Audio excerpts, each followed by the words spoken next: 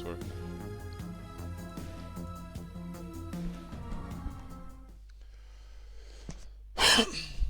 Alright, finally back to this. So last time I let the AI go, didn't I? Oh well, there's the murderous AI on the loose now.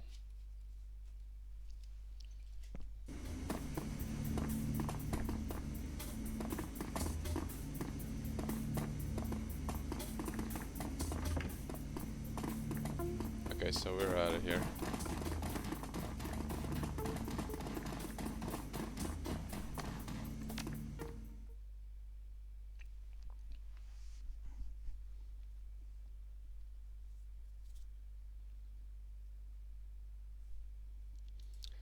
Oh, so it's sent straight to the Cruise Bazaar. Your trip back to the Cruise Bazaar is the restless one. Now that Apex has been dealt with, the window of opportunity that you've been waiting for has opened. The Harfeld Manor is vulnerable.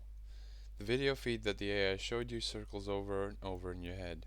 Vauclair and Audrin, and the strange woman in the containment device.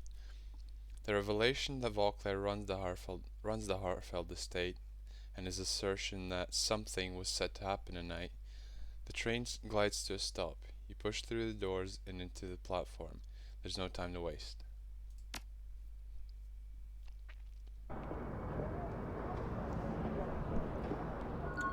Except for maybe grabbing up some kit. Okay.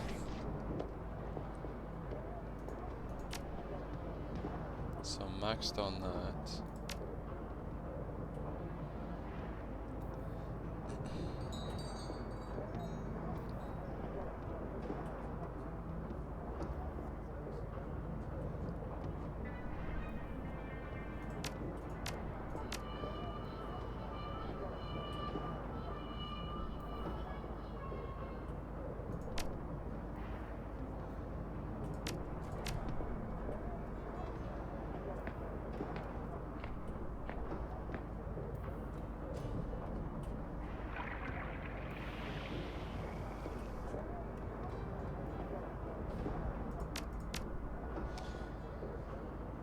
Alright, I think that'll do. Fine.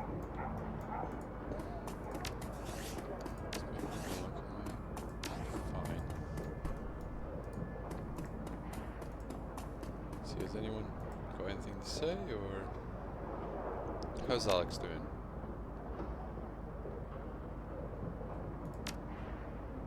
Okay. Laying oversees the rear of the Cruise Bazaar's building. The old troll seems to be standing taller, barely needing the crutch. His face is grim as always, but there's less weirdness in his eyes than before. Lystra. So what's up? What's it look like we're doing? Baking a pie? The grizzled troll actually manages a short laugh before turning serious again. We're shoring up the fortifications such as they are. Lots of damage during the attack. Plus they exposed some holes in our defenses we really ought to plug up, just in case. Expecting another. I figure you're going out after these people, but if you don't come back, we may get another visit. Hope for the best, prepare for the worst. Fair enough. You just holler if there's anything else I can help with. So what's the mood like around here? It varies from group to group, and person to person. Some of the younger ones who weren't injured in the attack, they want to rally and take the fight to whoever deserves it. But there are plenty of others with the sense to wonder if the Cruise Bazaar is a safe place to live anymore. I admit, I've given that question some thought myself in recent days. It's a tough call. Very. I've called this place home since I retired from the service. It was sanctuary for me for many years. Not sure if it can be again. If I'm here tomorrow, I'll keep doing what I can help. If I'm gone, well, you know why. So you were a soldier once. What changed you? You mean why I'd lose my taste for war, besides losing both legs and a lung? Well, I'll tell you. If only so it might teach you something about this world we live in. If you know about the First Year War, then you're likely to know how it ended. The Ninth Wraiths, I didn't just lose my legs in the bombing. I lost them in the bombing. Whoever was behind those bombers, they weren't aiming for us or the Russians. They were aiming to end the war. They bombed everybody on both sides. I was commanding from the field, and my T-bird was caught up in the firestorm with all the rest. Not sure how I survived when so many others died, but when they pulled me up from the wreck, I was only half the man I used to be, in more ways than one. I spent months recovering, with nothing to do but think of the futility of it all. So many men had died under my command to hold that border, and for what? One day, a man in a little room orders a handful of planes to deliver their payloads. He watches feeds of bombs dropping and numbers falling. It's surgical, sterile, and cold. And all the wars ever achieve is to rob a child of a father or a mother, or parents of a son or daughter. That's why the Arctic fox died out there in the snow. I'll leave you to your work.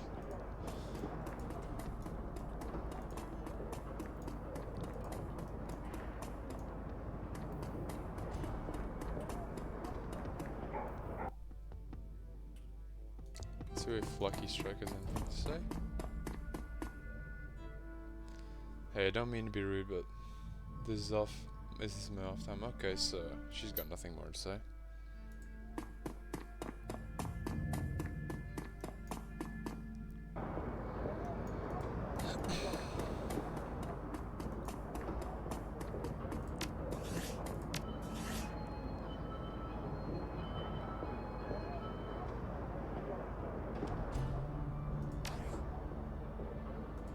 Okay, nothing there.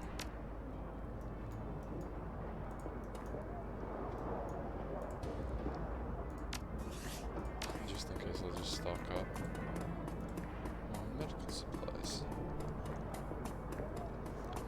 Okay, so why the hell not?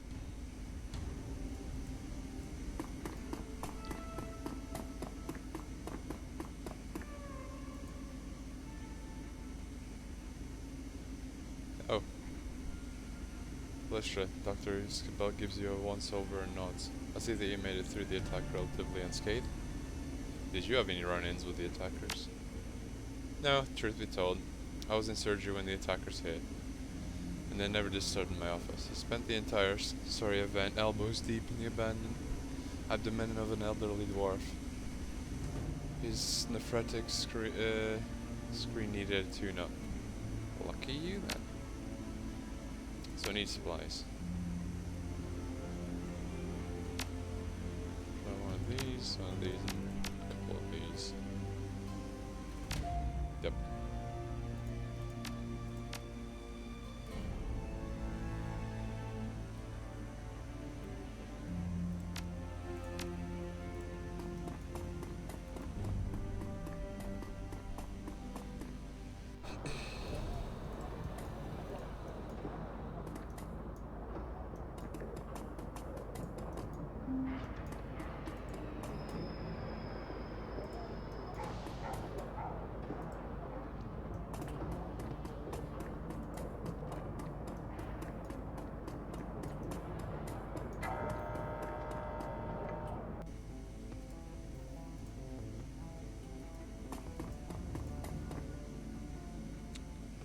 Okay, I've since got work to do.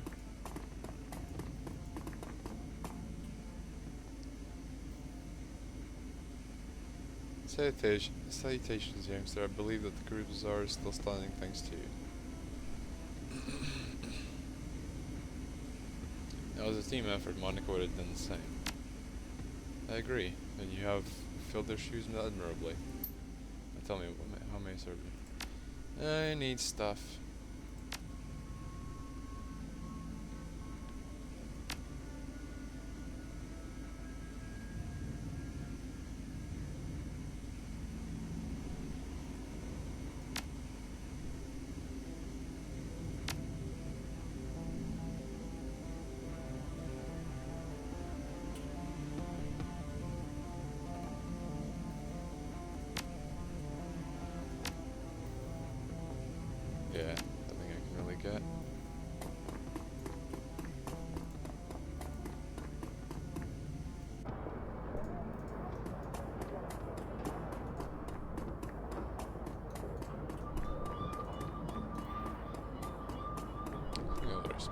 sorry.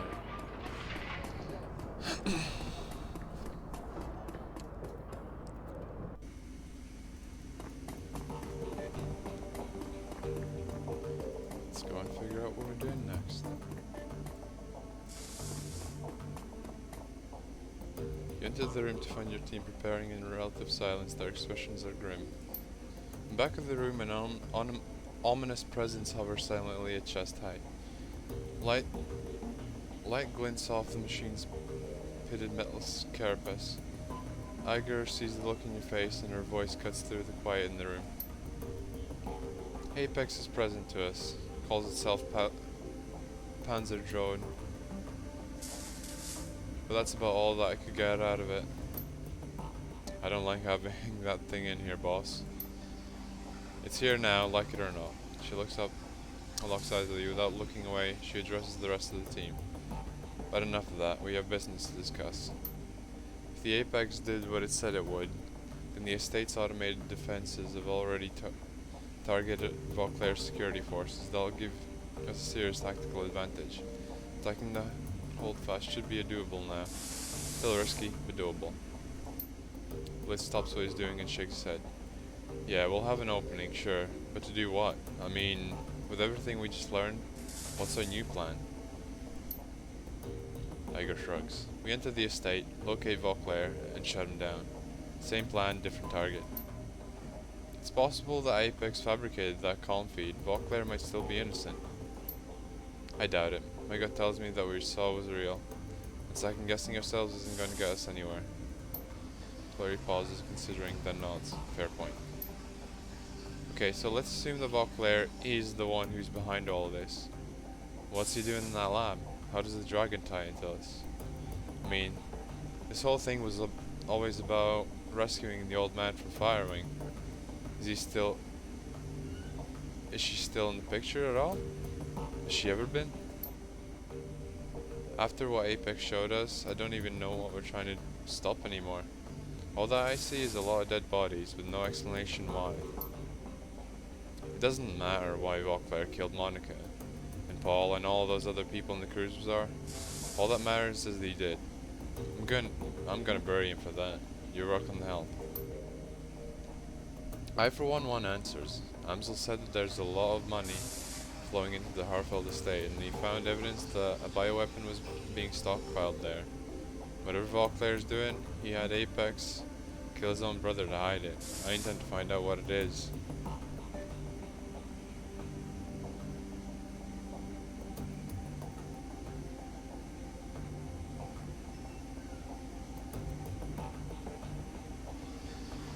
Yeah, I'm with Gloria. I want answers and we're gonna get them.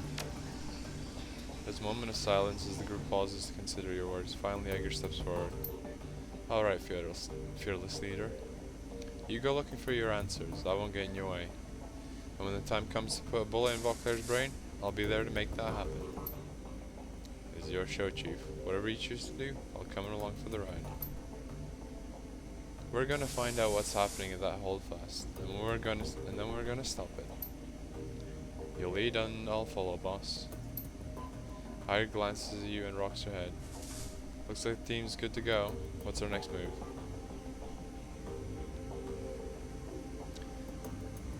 Now that we've got the keys to the castle, I say we use them. This offers you a half-hearted smirk. I've always wanted a castle. Iger raises his hand. A word of caution to Lystra. Our objective may be simple, but taking the same approach that we took last time would be a mistake.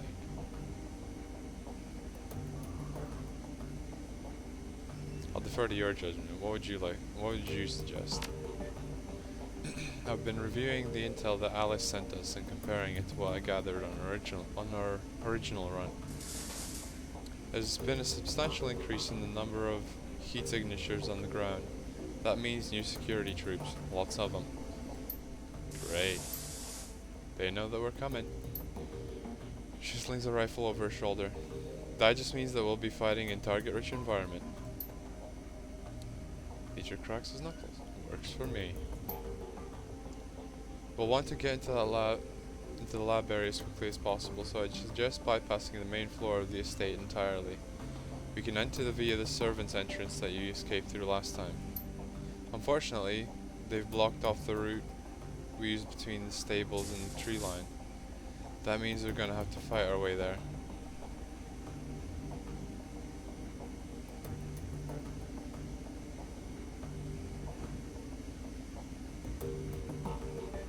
So we turned Vauclair's security team into a pile of corpses. Check.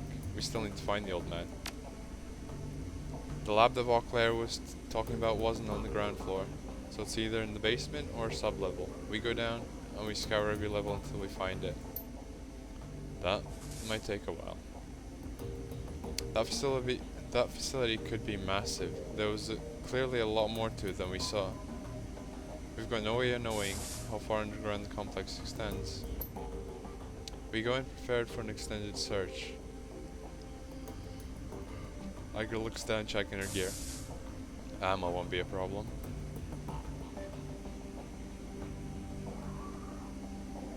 Okay people, it's time. It's go time. You got something to say? Speak up now. There's nothing to say. We'll do whatever we have to do. Okay, that's it. Finish gearing up and head to the tunnel at the back of the safe house. I'll meet you there. I'll meet you where we stashed the van.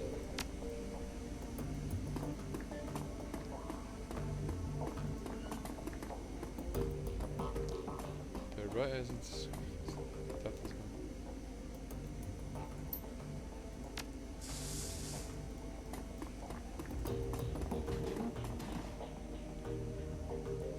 job to prepare for? Alright. She's got nothing to say.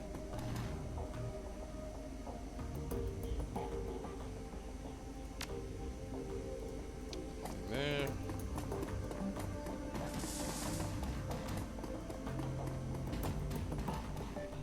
Panchershell's single mechanical eye tracks your movement as you approach. The massive bulk of the thing lends it an uncanny air as it hovers effortlessly above the ground. The thing looks ancient. I'm guessing that it was under development back when the Apex lab got shut down in 36. To a brief pause, he rolls his eyes and turns away. Some reward. In terms of computing power, my PDA could probably run circles around this thing. The shaman peers warily at the machine, his arms crossed over his chest. Old doesn't mean harmless, kid. When we're talking about tech, you might as well. I'm sure that Mally has a whole warehouse full of drones that could outperform this thing. I don't think so. Mil-spec is mil-spec, and this thing was clearly designed for the battlefield. The enormous machine hovers impassively, its turbofan rotors keeping it silently aloft. A small arsenal of heavy weapons juts out from the seams of its armor plating. Whether we bring this thing along or not is up to you, Willistra. I can see advantages either way. She shrugs. Wherever you decide, we'll go along with it. Alright, whatever, let's go. Time to go kick some ass.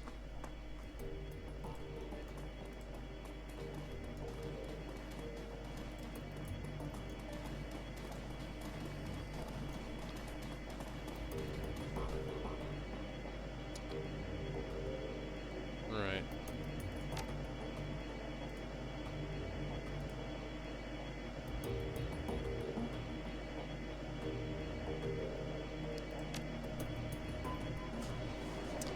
Kinda sucks that we only get to bring 4 people. Well, 3.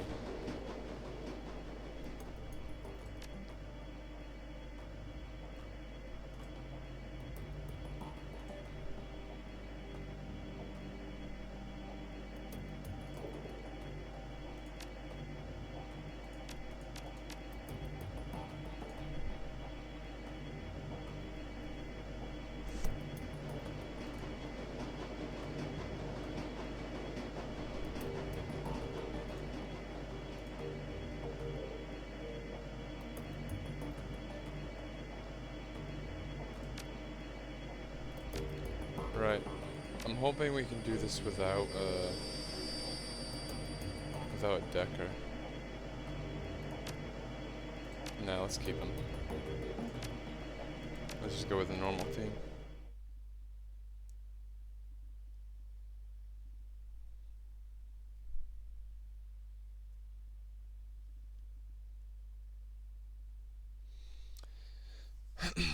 Return to Harfeld.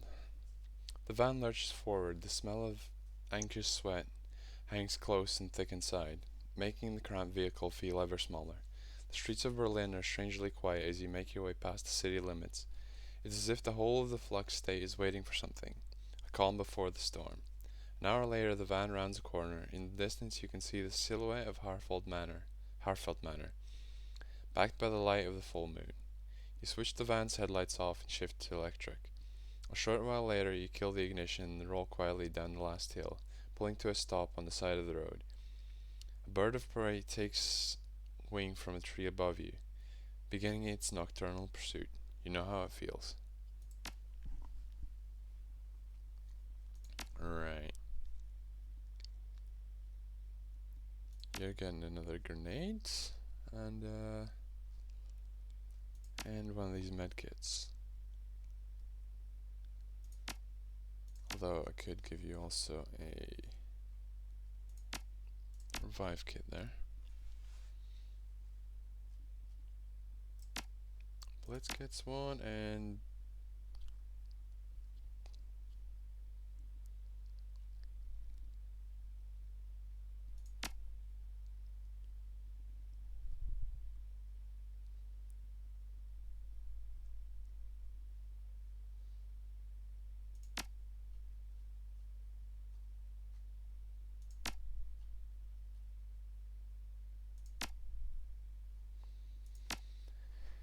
right, that should do it.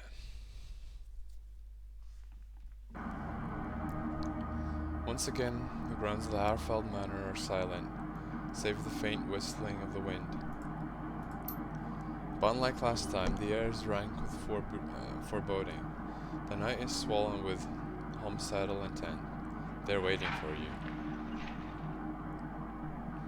Last chance before things get hot, let's review the plan. We make our way across the grounds to the servants' entrance, taking down any security troops that threaten us along the way. Once we make it there, we'll make the freight elevator down to the lab. We'll take the freight elevator. With Apex free, we shouldn't have to worry about the automated defenses inside the complex. Some of them might even give us a hand.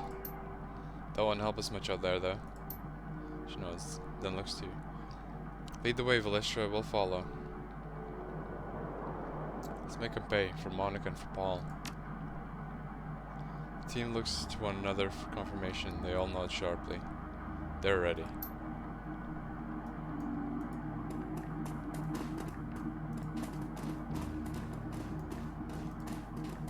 Yeah, there we go. Screen and door access plan flickers off and on, displays flashing error code. Access doors will flow, let's play.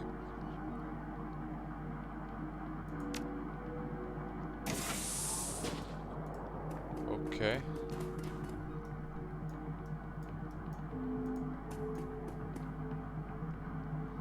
Ah, there we go.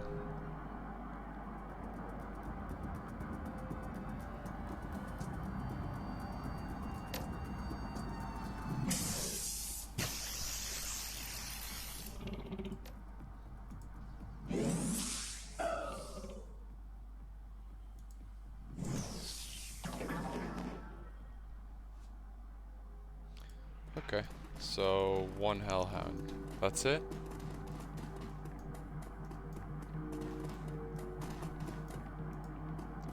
Yep, security's real tight.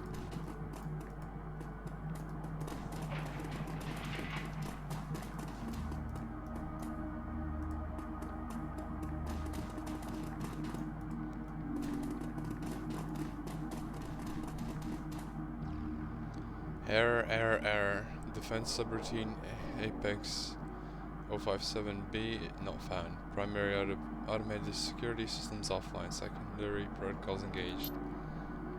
Scan key or enter override code. So we got any relevant mission stuff?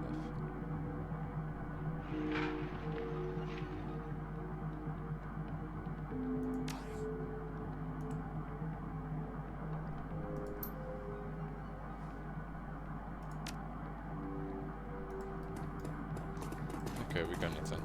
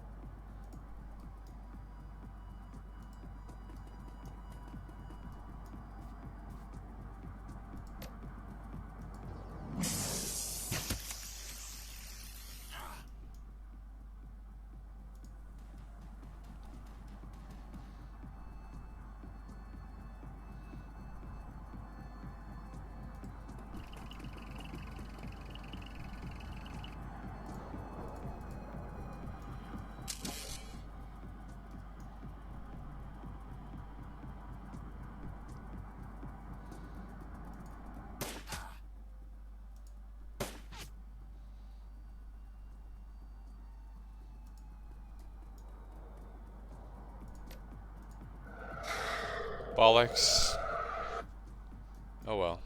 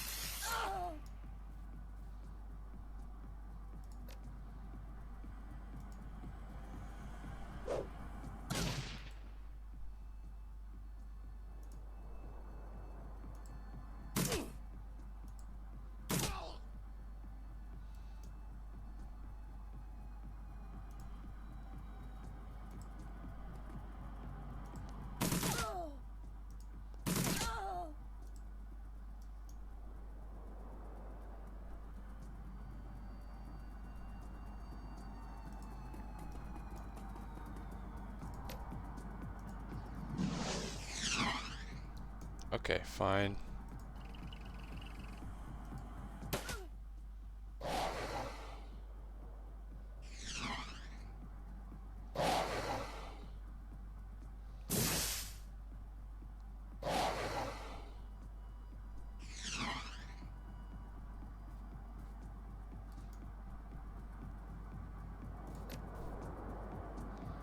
Right.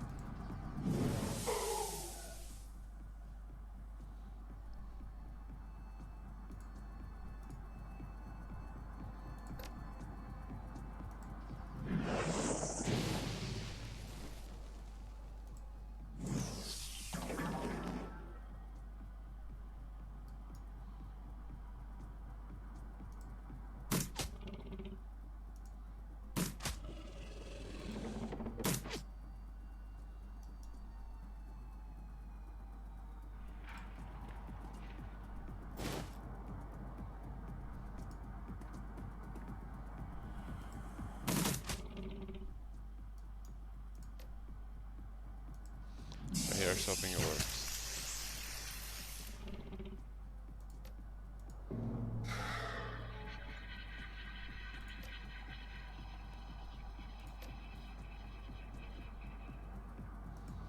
Oh well, might as well.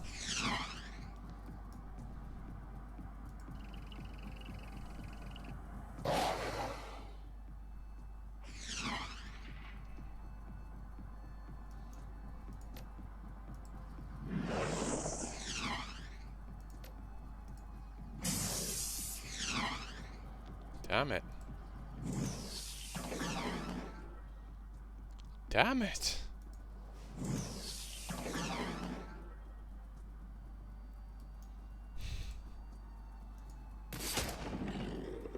Okay, that was pretty bad.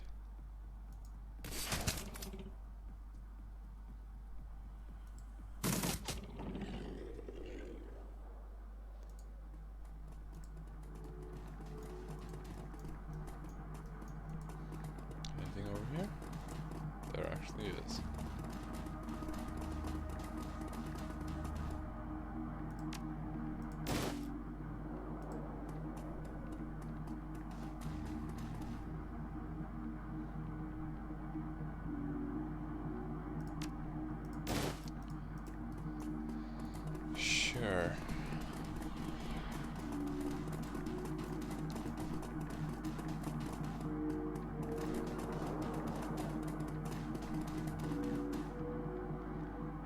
Yep.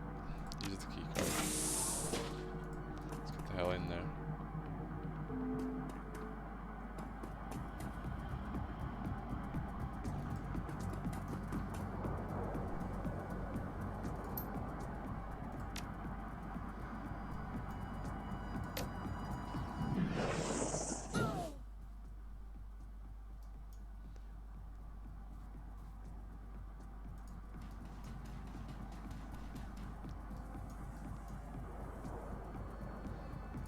Blitz. I need trick over here.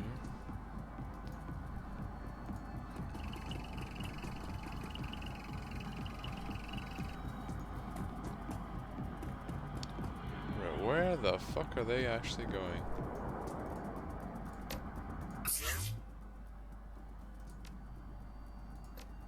The Dietrich to buffer AP.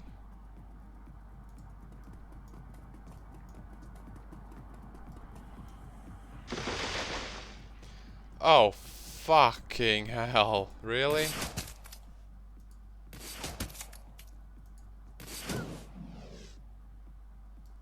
Even better.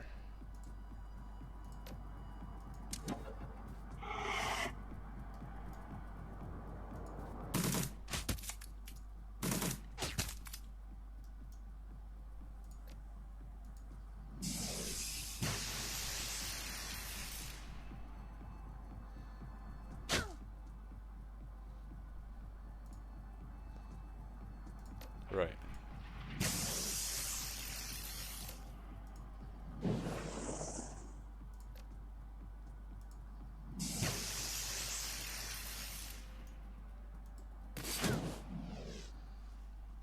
Right. How about we not do that?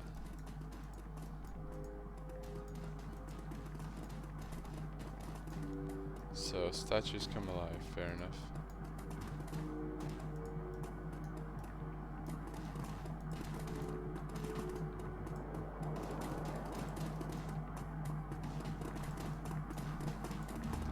I'm guessing the same keycard ain't gonna work for this.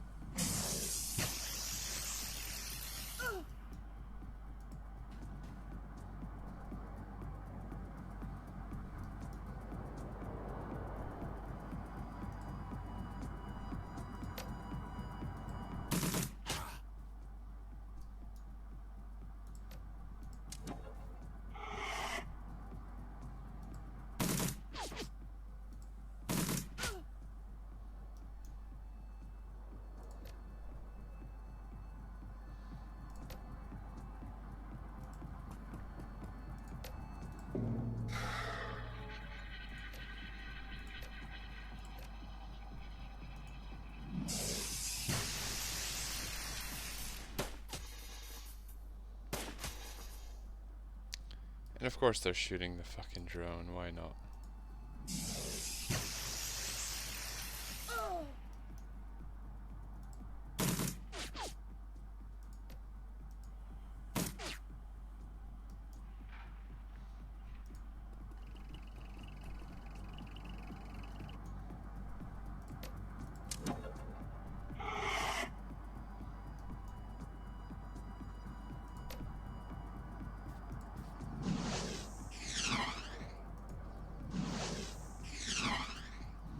Come on, you can do it.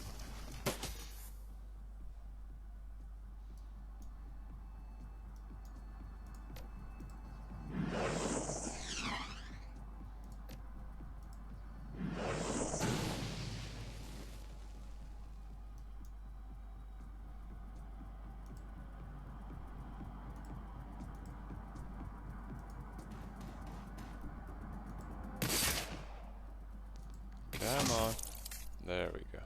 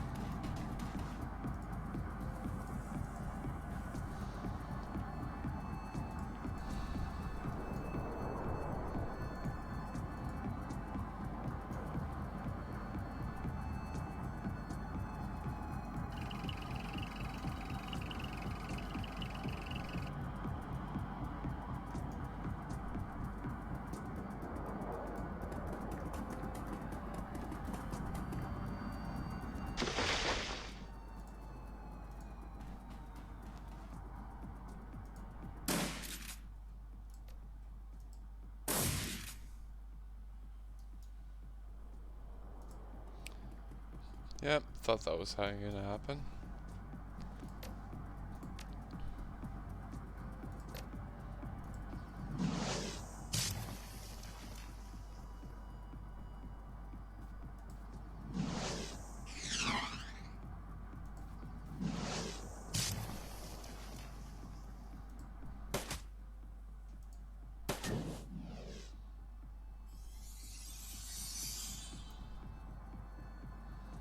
Right, fair enough, the statues are fucking cursed.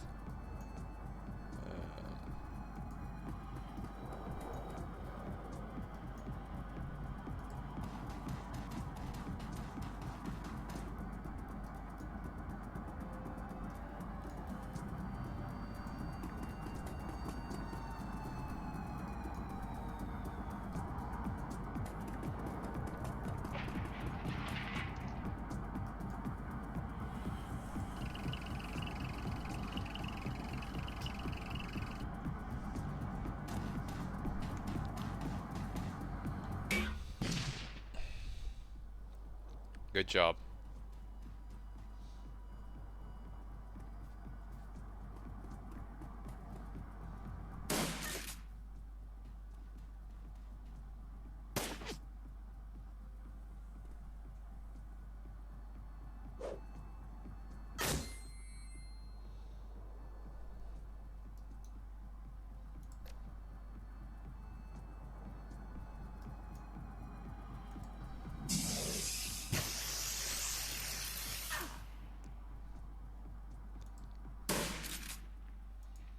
Okay.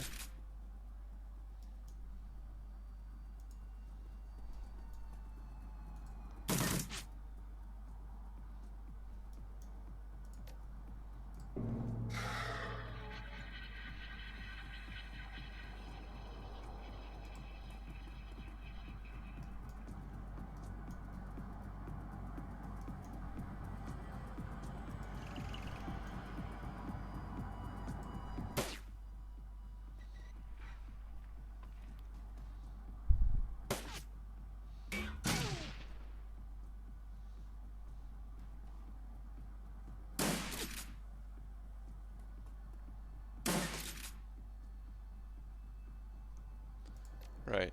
Time to burn, asshole.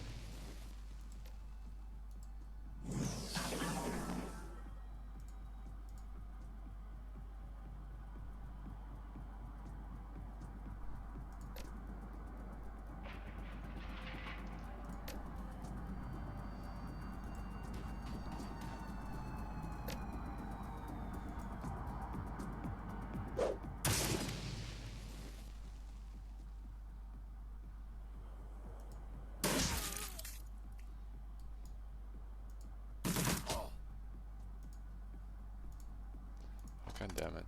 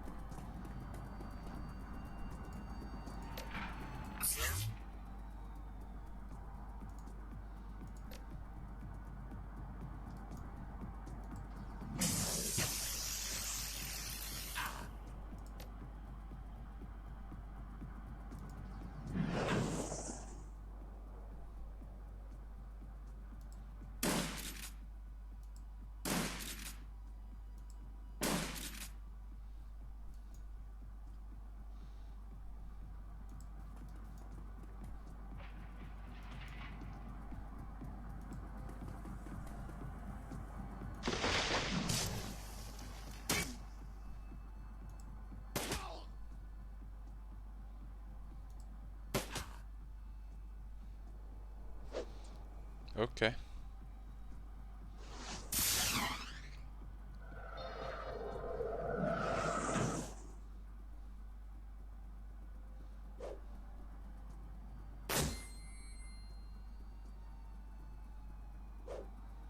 I mean, he missed, but pretty nice throw.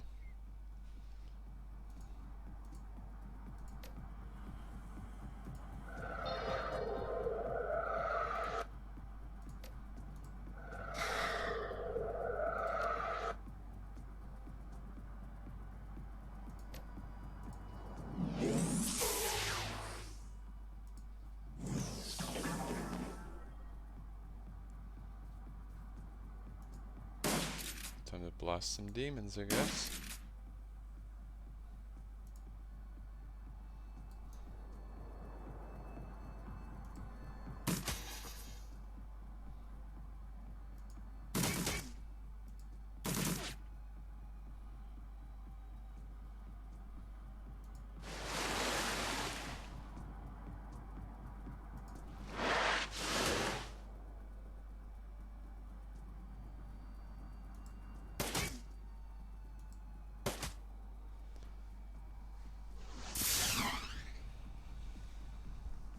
Well, this is a shit show.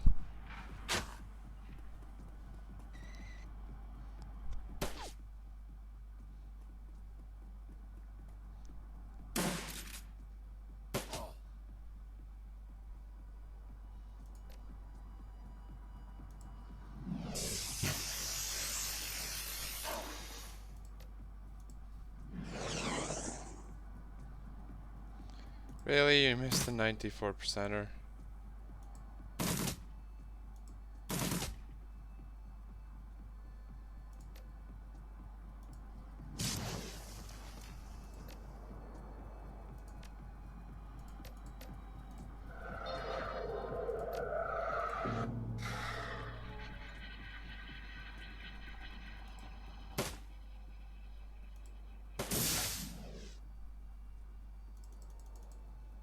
Either way.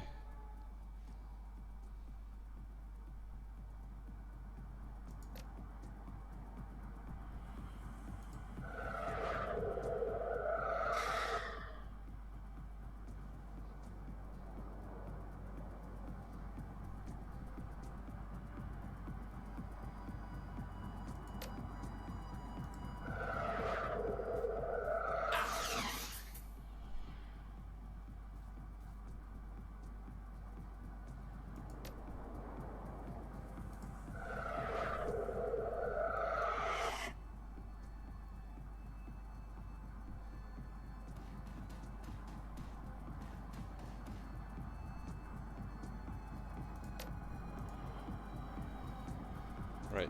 Reload.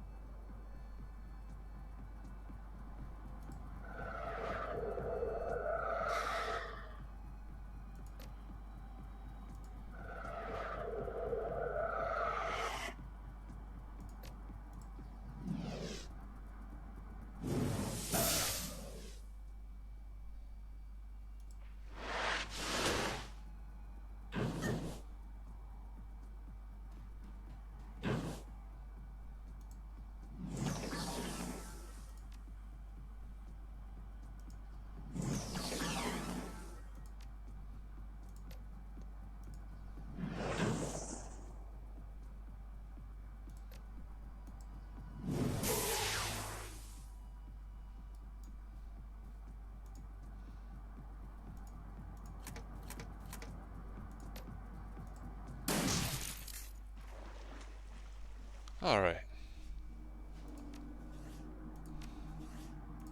think that was a bit more than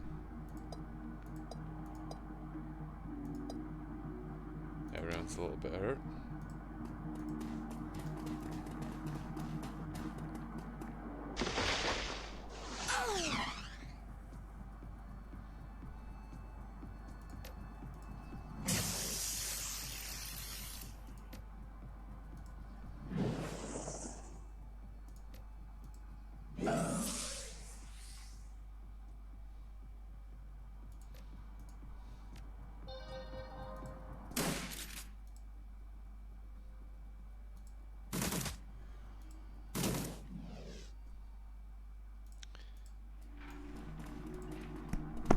Gargoyles really kind of fucked me up a little bit.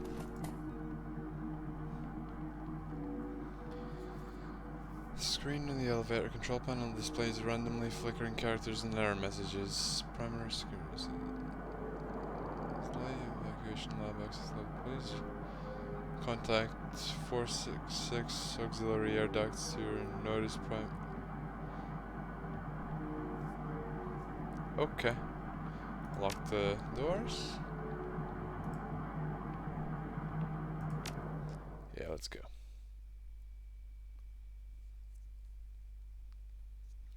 The lab below. After making your way across the manor grounds, you find the servants' entrance open and the immediate interior clear of any resistance. You find the elevator that you used during your prior escape waiting patiently for your arrival. It shudders to life now, ready to carry you down into the facility below. To the place where Monica met Apex and the world turned upside down, where this whole thing began.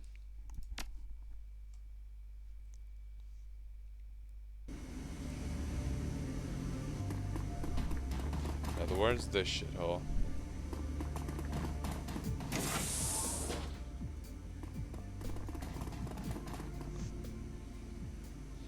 As you step into the room, you find yourself standing in a charnel house.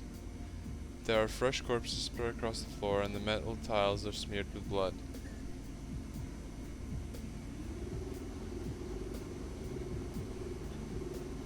Looks like Apex did what it promised. Blitz's eyes are locked on one of the splayed open corpses he swallows. Yeah, looks that way.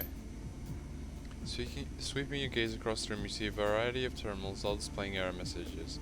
Whatever security Apex provided here, it's offline now. The evening machine's unlocked and unprotected. Probably won't stay quiet in here for long. We should keep moving.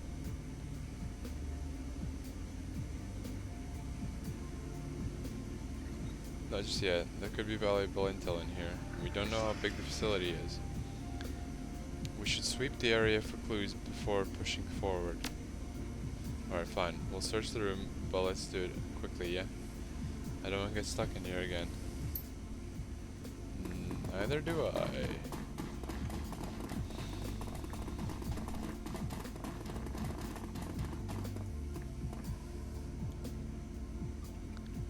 Although the access port has been replaced, black scorch marks still mar the surface of the matrix access panel.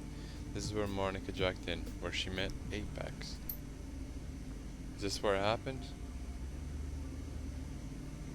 Yeah, this is where she died.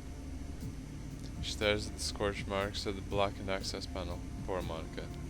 Still can't believe she's gone.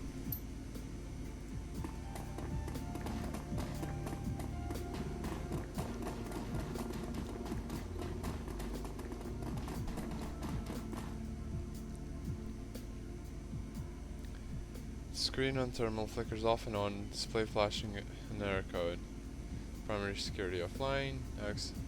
Access doors and floodlights, please engage LTG or designated air duct. Admin access granted, press any key to continue. Press key at random, the screen begins to flash. A piezoelectric beeper buried somewhere deep inside the terminal plays a series of chirps, and the system reboots itself. Then, when the screen comes live again, it's filled with text. Welcome, Administrator. Please select from the following options. Open the entry labeled Hyperthermophile Studies. The information in this entry is impossibly dense. Take you a week and a stack of scientific journals to fully decipher. Search for clues as to what the entry is about. To your untrained eye, most of the text on the screen is nonsense. You catch a few words here and there, but for the most part, you're lost. From what little you can pick up, it looks as though this lab was studying animals that thrive in extremely hot environments. For what purpose, you cannot say. Read the entry labeled artificial lymphocytes and monoclonal antibody production. You open the entry and the screen fills with pages worth of scientific jargon. Jesus, nice. Search and study for clues. Most of what's written in this report is completely foreign to you, but from what you can piece together, it looks as though the scientists here are working on developing some sort of artificial immune cell, something sturdy and replicating that is capable of pumping out antibodies on command. Why they're doing it is beyond you.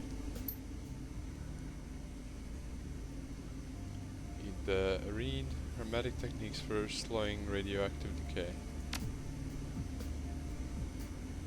This entry is overflowing with complicated magical figures. It would take a skilled mage to decipher it. Right, study the entry. Deciphering the arcane sigils that fill the page is child's play. It looks as though the hermetic theoreticians here have been working to develop a metamagical method of dealing with radiation. According to what you can see, the project was successful. Using this technique, and isotopes of radium-224 were magically stabilized for a month. During this period, the isotopes did not decay and emitted no harmful radiation. Typical radioactive half-life radium-224 is just over 3 days. There's no data to hint at what the ultimate goal of the project may be, but the potential application for a technique like this are almost limitless. Right, read Panacea, recent development notes. Surprisingly, this entry is relatively easy to read. Skimming it over, you discover that the scientists here have been working on a variety of additional tweaks to a project called Panacea. Apparently, a batch of artificial lymphocytes developed for the project has recently been bound with an airborne RNA virus. The resulting microorganism is as infectious as the flu and exhibits a broadband capability to jump species barriers. The notes also discuss the bioagent Doom and the resident scientist's efforts to deconstruct it. It appears as though they are attempting to improve upon the formula in some way. There's a moment of silence as the group absorbs everything that you've just tried. I don't like the looks of this, Lystra. I don't like it at all.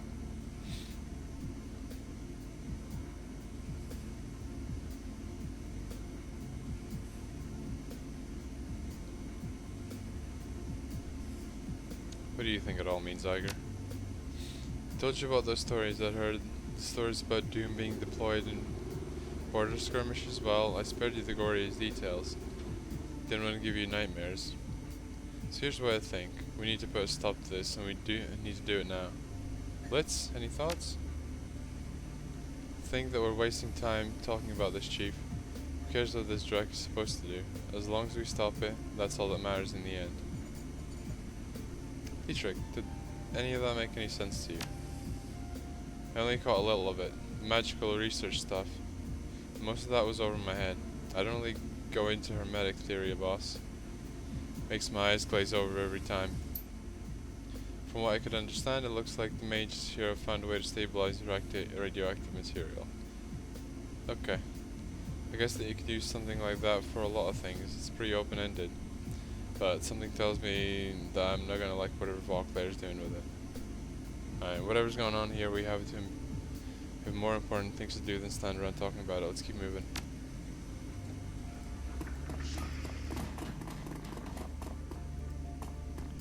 Door console is... This message flashes into the status panel as you approach. The estate is littered with detritus of my former life, mechanical appendages that I have outgrown. I've instructed these devices to ignore you and slaughter my former captors. Small token of my appreciation for your assistance.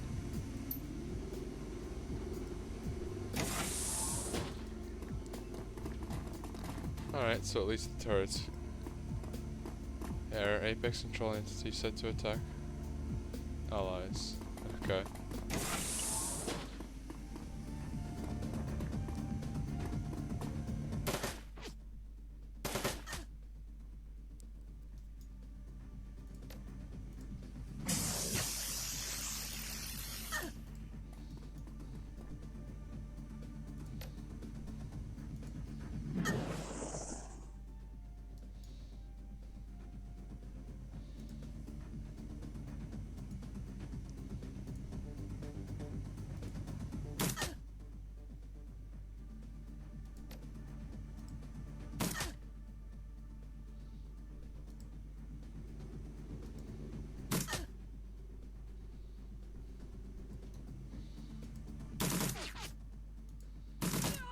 Come on.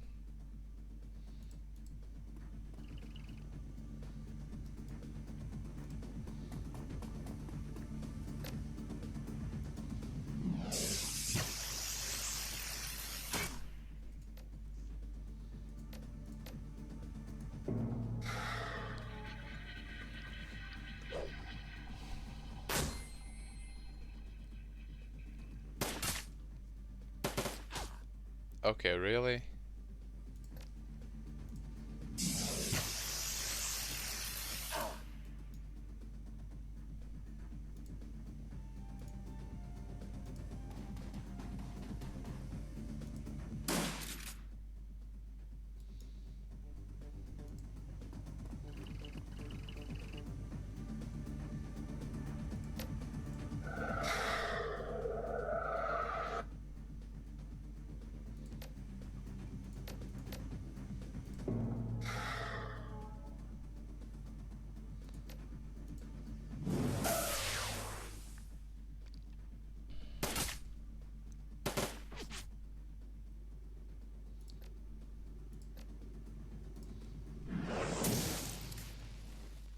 Alright. That worked.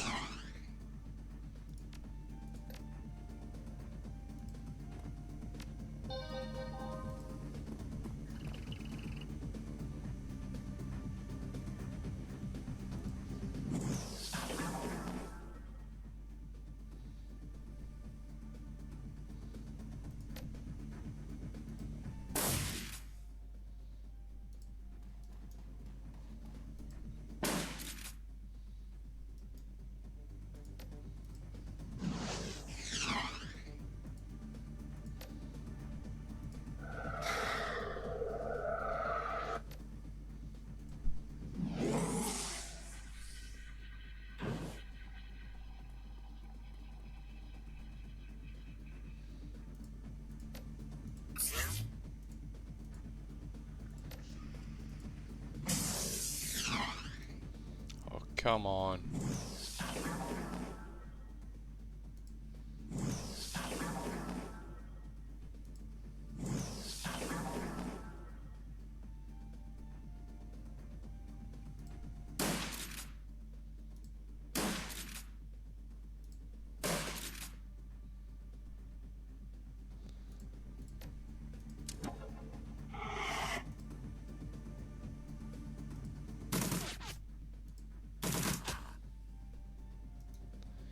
You guys are terrible.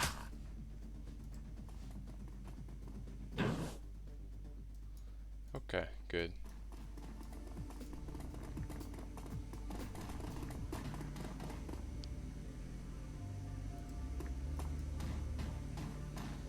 Right.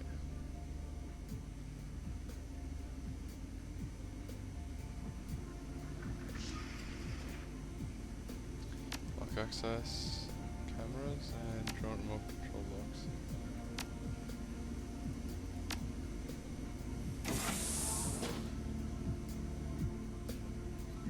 Add the drone control box to your inventory.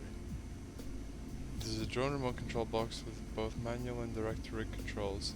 Though its small screen is cycling error messages, it appears to be partially functional. A rigger would get the most use out of equipment like this.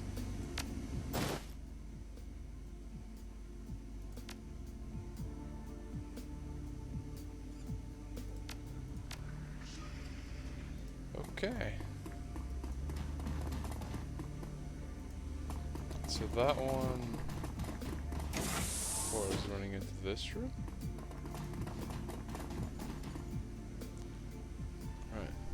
This terminal shows nearly featureless login screen. Your deck are hacked. You find a selection of email files from various staff members. Email 1. Nairi, I know you need to pass through multiple checkpoints to get outside for your smoke break, but that's no reason to break protocol and smoke in the lab. The material that we are working with is dangerous, and your laziness is putting people at risk. Please don't let it happen again. Lily. Email 2. Dearest Talia, please stop asking me where my work has taken me. No, I can't tell you that. I made it clear when we parted the train station last year. Security on this project is very tight, and all of our outgoing email is being scanned. Although we have been quite busy recently, I believe we are nearing a breaking point, and I can come home to you and Felix soon. All my love, Lily. Email 3. Klaus, again, excellent work on the venting system. Everyone is very pleased with your performance. It seems like only yesterday that you were one of my interns, and here you are, a newly appointed department head.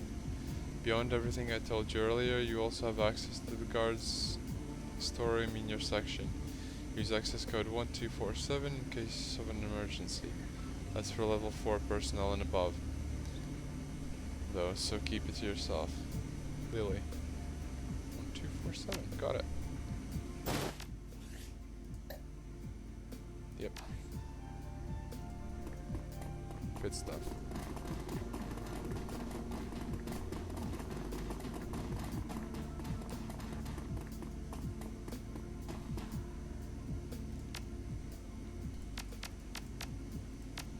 There we go.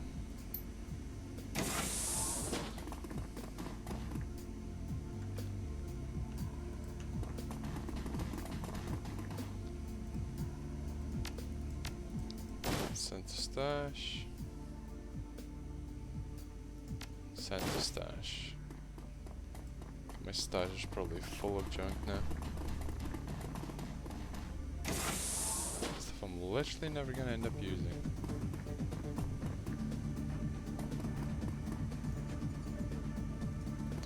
Okay.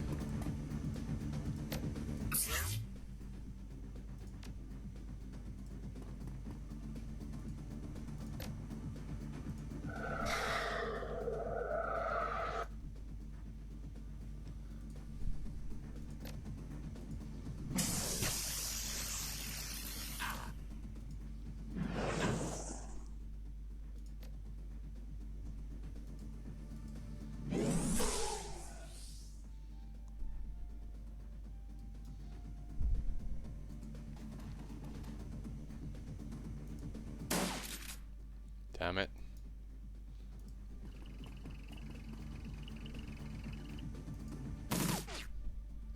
Wait, what?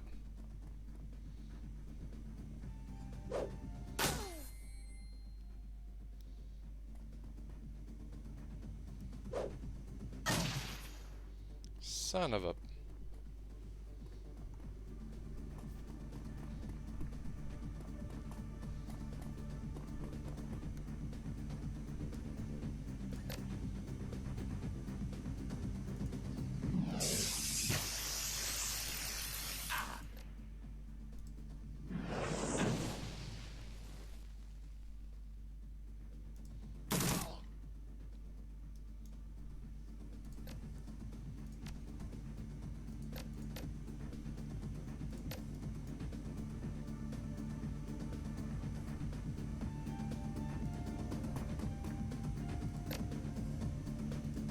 Please hit.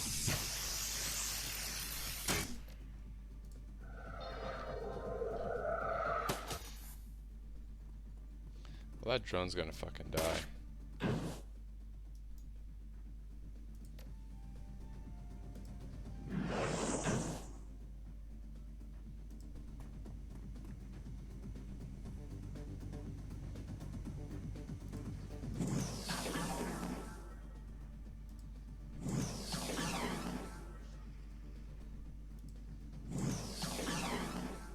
Really?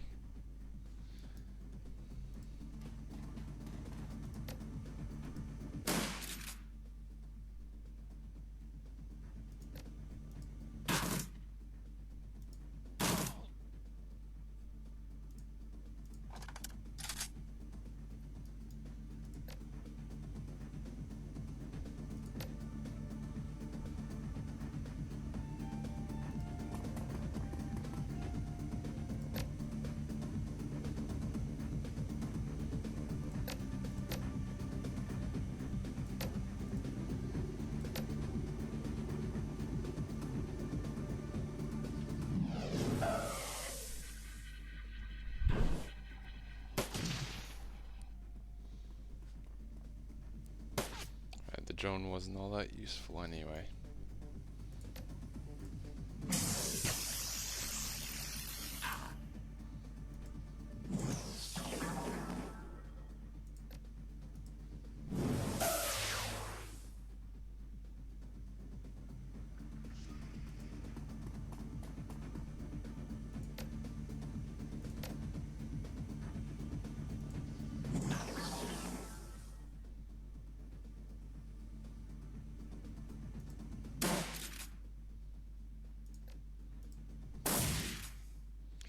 Ow.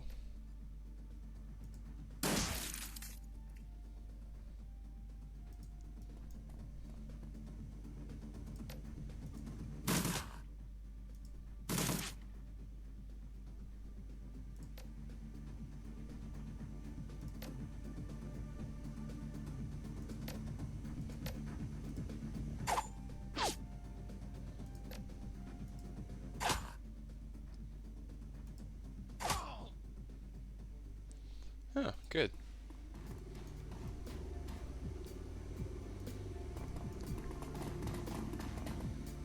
Let's see. For on displays flashing error codes. Scanning the screen begins to flash. After a moment, the system reboots itself. When the screen winks back on, you find yourself staring at the contents of an administrative inbox. Read the first message. Borchard Hans to admin. We need to organize an all-staff meeting to discuss lab safety. Everyone is overworked and overstressed, and that's a perfect recipe for workplace accidents. I'm telling you, we cannot afford any more accidents. The loss of Van Veek has been hard on everybody. He was well liked, and watching him die in such a horrible fashion has been hard on morale.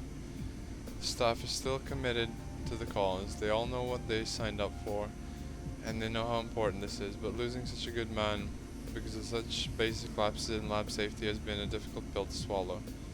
Borchard. Read the second message. Falkenrath Adolf to admin. I'm writing this to request additional security for the animal testing lab. You know how large and vicious these creatures can be. Without more trained handlers on staff, we're just begging for another accident. Just remember what happened to Van Veek. I'd also like to repeat my request that the animals be defanged, declawed, and muzzled, preferably someplace far away from the lab. Our having to use them is unavoidable due to their genetic similarity to our targets, but that doesn't mean that we can take precautions. Can't take precautions. Falkenrath. Read the third message. The new Fingered to admin. Just wanted to thank you for pushing to bring the new Hermetic lab online. It's good to know that you're listening to our requests. The research that the Hermetic researchers have been doing should make our work with the Panacea much more manageable. The Noof. Okay.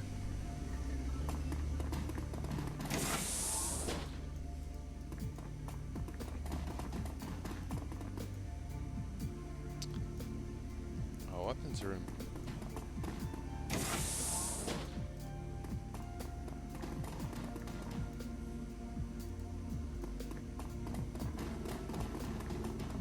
There's a large crack that runs right through the section of the wall. Okay.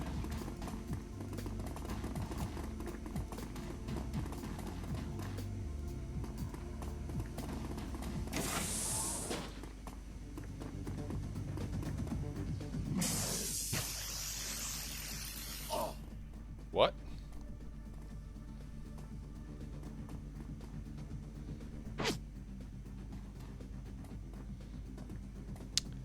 That's a lot of enemies.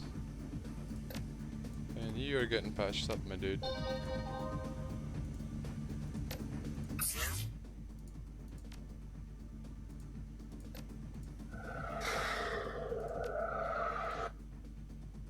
Right. You're getting this to the face. And fuck you.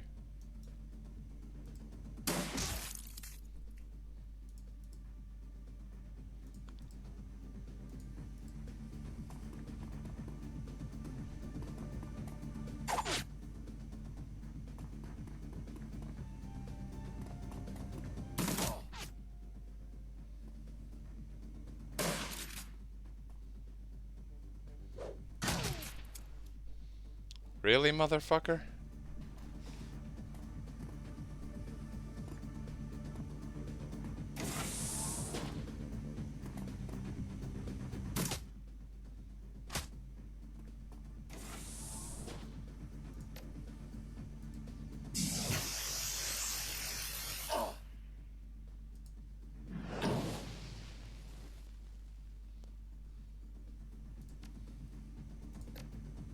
Oh, this is just perfect.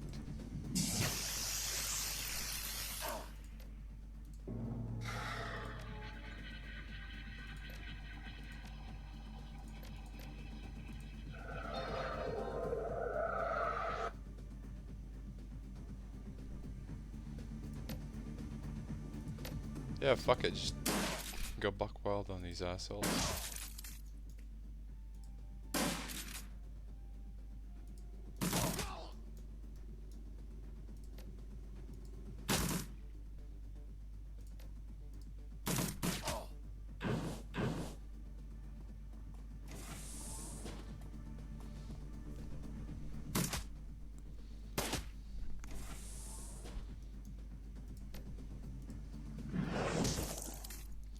Yeah, that was a pretty funny way of dealing with those guys.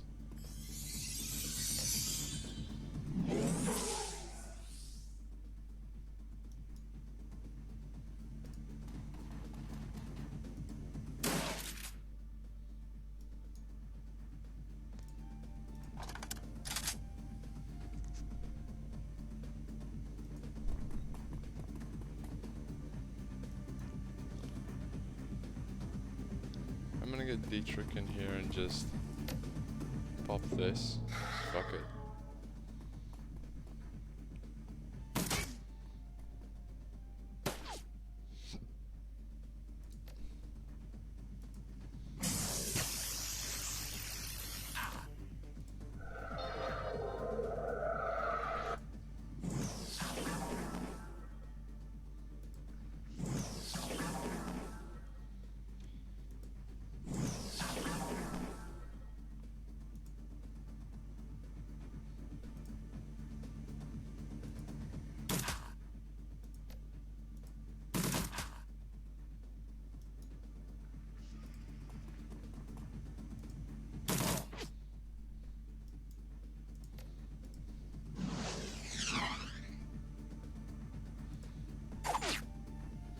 Nope.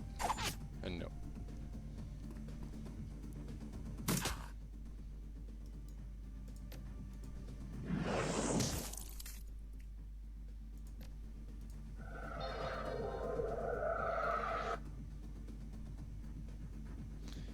Oh, I never noticed that guy.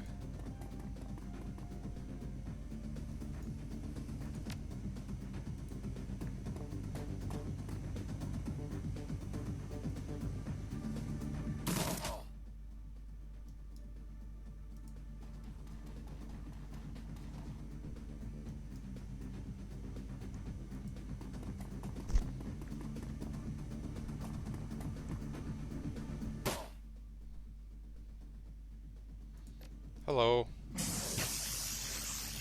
You done fucked up.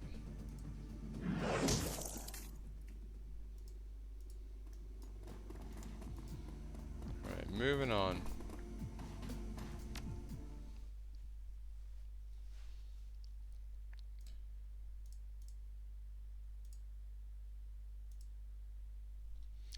Panacea. The sound of machinery fade behind you as you venture further underground. Whoever built this facility was clearly well financed. It must have taken years to design, excavate, and build a complex like this in secrecy. You continue through dimly lit halls, finally stepping into what appears to be another laboratory area. The corridor before you is deserted. Dr. Adrian Vauclair is somewhere within this facility, and with him, the answers you seek. Right.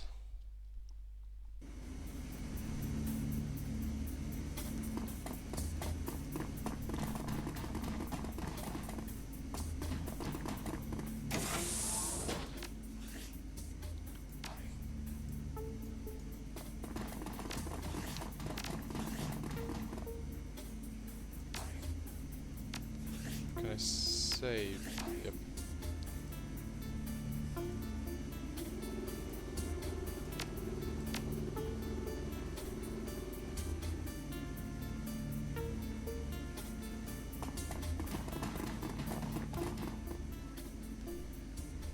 The old man behind the glass works feverishly at his console, glancing up at you when he can. A cigarette dangles from his mouth, its bluish smoke curling around his head.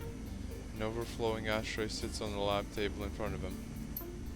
The years have not been kind, but his features are instantly recognizable. Despite his age, he still has the strong chin and high cheekbones that you remember from Green Winter's DVD. This is Dr. Adrian Vauclair. As you approach, he stops what he's doing, a look of intense irritation on his face. He clears his throat, and a harsh, rasping sound emerges from the loudspeaker next to the glass.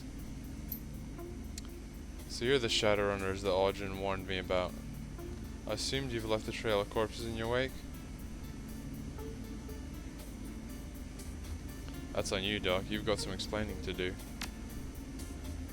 I have explaining to do? This is my home. You're the intruder here. If anyone needs to explain herself, it's you. He reaches down, flips a switch. You hear a loud thud and click behind you as the door locks shut. You'll find that the blast door behind you is sealed. And that the laboratory you occupy is fully secured. An important precaution. We keep our test subjects in there, and they are far more dangerous than you. Takes a drag on the cigarette. I won't permit you to cause any further harm, Shadowrunner. You'll remain trapped here where you are for your own good.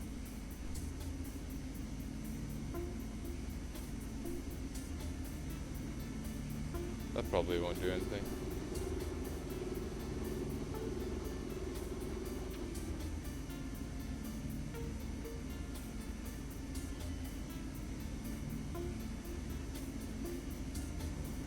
That may sound for now. Now he fixes you with a level stare. I want to know why in hell you've so violently interjected yourselves into my business. First, you break into my estate, which you don't even know was mine, apparently. Then you spend what must have been a small fortune to track me down. You located my AI, destroy it, then drive all the way out to the countryside, and finally you shoot your way into my laboratory. He leans forward, hands on the table, his eyes narrowed into a piercing stare. So why, I have to ask you, Shadowrunner, who are you and why in God's name are you here?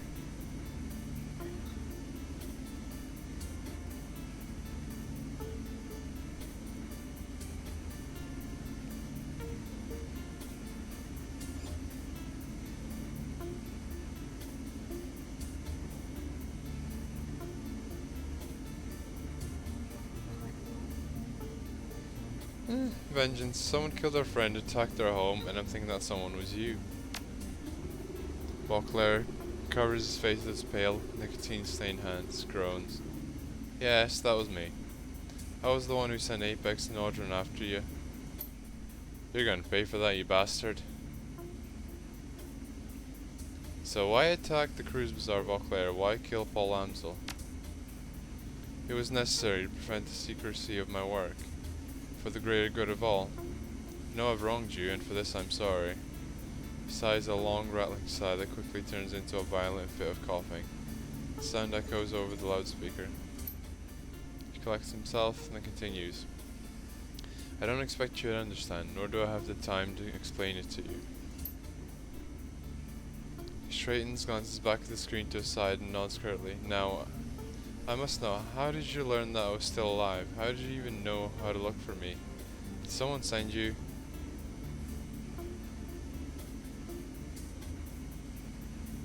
Your brother got us into this mess. He hired us to break you into your estate. We pieced the rest together from his journals.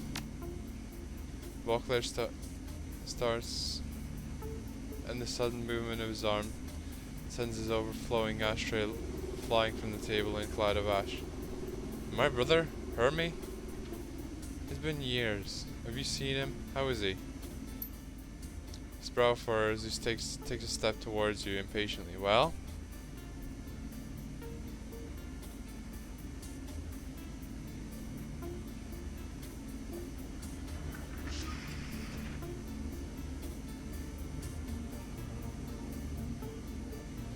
Hermie's great. I mean, dead as a doornail. Somebody's put AI fried his brain. But other than that, he's great.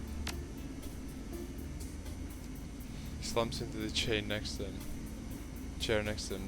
His whole body shaking. I didn't. He is suddenly overcome by another fit of coughing. He steadies himself on one arm of the chair. Apex. He clutches his chest. I should have never trusted that thing. He closes his eyes, and the tear traces its way down the gaunt hollow of his cheek. Oh, Hermie, the things I've sacrificed. All for this, all for Panacea, all for a night. Alright, enough of the riddles, Doc. What's Panacea? He looks up dazed, his eyes unfocused. Panacea is my life's work, a permanent solution to an age-old problem. It will mean the end of the dragons, not just Firewing, all dragons.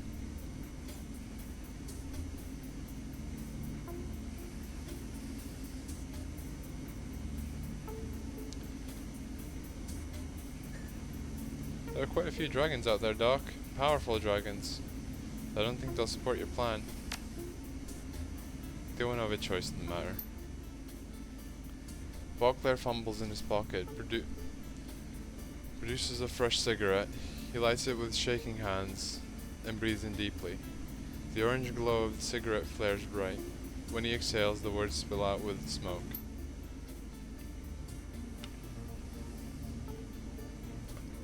The Firewing burned and murdered and caused untold damage in her bestial rage. Until the Dragonfall, until I stopped her. But that destruction was merely a symptom of a greater cancer.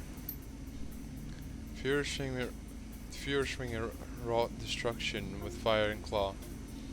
The dragons of today, Lofweir, Duncanzan, Seldir, they kill and conquer with subtler tools, deception, manipulation, corruption. He spits with disgust. They use us as pawns, playing pieces, puppets in their millennia-long machinations. Oh yes, dragons are cancer, and one that will conquer or worse, destroy all of humanity if we do not stop it. One that metasized when the world awakened. An ironic metaphor, since it was the falling of my own body that allowed me to see it, failing of my own body to see it. Let me guess, you got cancer.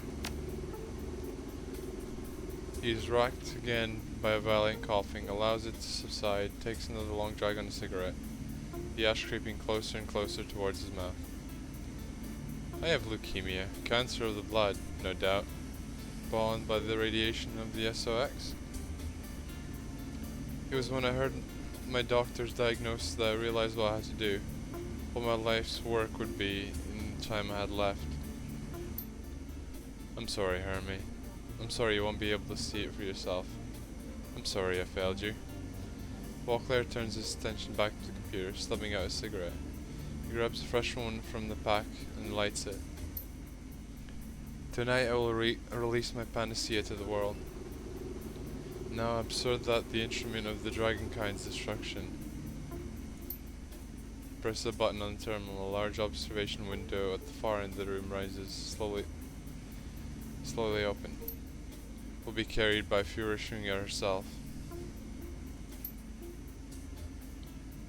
Through the glass you see the prostrate form of a dragon. Far below, an enormous set of shackles binds it, and a maze of tubes snakes into its body. The tubes connect to a cruel-looking apparatus that has been mounted to the wall. Son of a bitch, look at that. You found her alive in the SOX after all. Tonight the Firewing will fly again. Infected with the panacea, she will slowly be destroyed from within. But before that happens, she will provide the catalyst for global transmission of the virus. I don't like the sound of that, Chief. As if spurred on by the sight of the dragon below, he begins typing furiously at his terminal. Firewing's fire will carry the agent in its dormant state. Any metahumans exposed will become carriers. Will spread the disease to other dragons. The carriers will be infected with the panacea as well, but it will not harm them. To non-dragons, it's a nuisance, nothing more. When a critical mass of carriers is achieved, my panacea will become unstoppable. It will spread across the globe in a relentless tide. However, if it does not reach this critical mass, it will fizzle, die out, become inert. Hence the need for a ground zero, a flashpoint for a mass infection event. He looks to the ceiling, mumbling to himself. I'm sorry, Hermie. I know how you allow your flux state, but that doesn't matter now. It must be Berlin. Hang on a second, you're going to sick the Firewing on Berlin? He continues his work, filled with a feverish energy. To save the world, yes. For panacea to work, Berlin must burn. Sacrifice one for the greater good. Firewing will breathe her infected fire upon Berlin. Thousands will die, and through that destruction the virus will take to the air. A critical mass of Berlin's metahuman population will be exposed, but no one will even think to quarantine the city until it's too late. The flux state lacks any centralized authority. Corporations will evacuate their own. Thousands will flee the city, infected. He mutters, his voice growing more detached. Oh yes, Hermie. Berlin's the perfect flashpoint. It wasn't supposed to happen tonight. No. This little intervention of yours leaves us no choice. So let us see. He squints at the screen. Tonight's wind patterns dictate the ground zero will be Tempelhof, Schöneberg. Highly populated, the virus will spread quickly enough from there. That's only a few kilometers from the Cruise Bazaar. The Cruise Bazaar? My favorite cafe's in the Cruise Bazaar. Look, you're crazy and we're probably all gonna die, but we are not letting you get away with this. Nonsense. You're sealed tight in that laboratory. Impotent to stop me. The old man eyes the cigarette butt in his hands, fishes out another from the pack and lights it with the first. Then he returns to his console. Reaching to the side for a microphone, he mutters something into the receiver. You can just barely make out the sound of the name, Audrin. When he turns to address you again, his voice is level. Shaking in his hands seems to have subsided. Security will be here soon, and they will take care of you. Don't worry, you will not be harmed. The sacrifice that I'm making tonight is a necessary evil. It cannot be helped. So long as you remain confined, I see no reason to kill you too.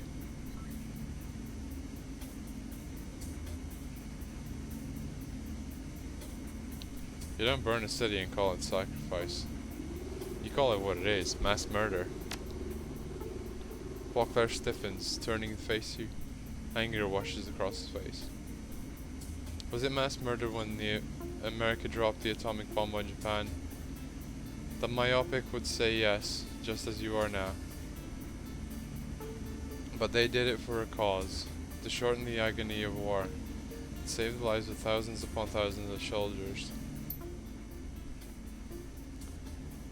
The old man is trembling now. I do the same for the good of the world. You know that America was pretty divided on the morality of that act, right? Some even considered it a crime against humanity. We are not talking ethics here, we are talking parallels. Why do evil prevent a greater evil from taking place? Humanity was born to reproduce, to multiply. But dragons were born to acquire, to accumulate, to hoard. Both strive to bend the world to their will. Humanity has conquered the air, land, and the sea through sheer numbers. The dragons, however, employ different means altogether. Throughout history, they have allowed us to do the heavy lifting, while they pull the strings. There are 17 great dragons in the world today. 17 ancient worms, millennia old, slowly dividing the planet into 17 piles of gold to nest upon, in front of our eyes. Once upon a time, they burned castles to steal the treasure we collected, laid waste to entire armies. But here, in the sixth world, it's no longer about tooth and claw and fiery breath. The old man's voice seethes with hatred. Now it's public relations, marketing, mergers and acquisitions. You see it every day. Dragons on the Tridia, in the boardrooms, they gather influence, wealth, power, continually hoarding until one of them sits atop it all. Perhaps not in this cycle of the world, perhaps not in the next, but one day, one worm will stand alone, triumphant, with all of humanity as its cattle, with all the world as its prize. And that, he trembles, his voice dropping into a whisper, that I will not allow.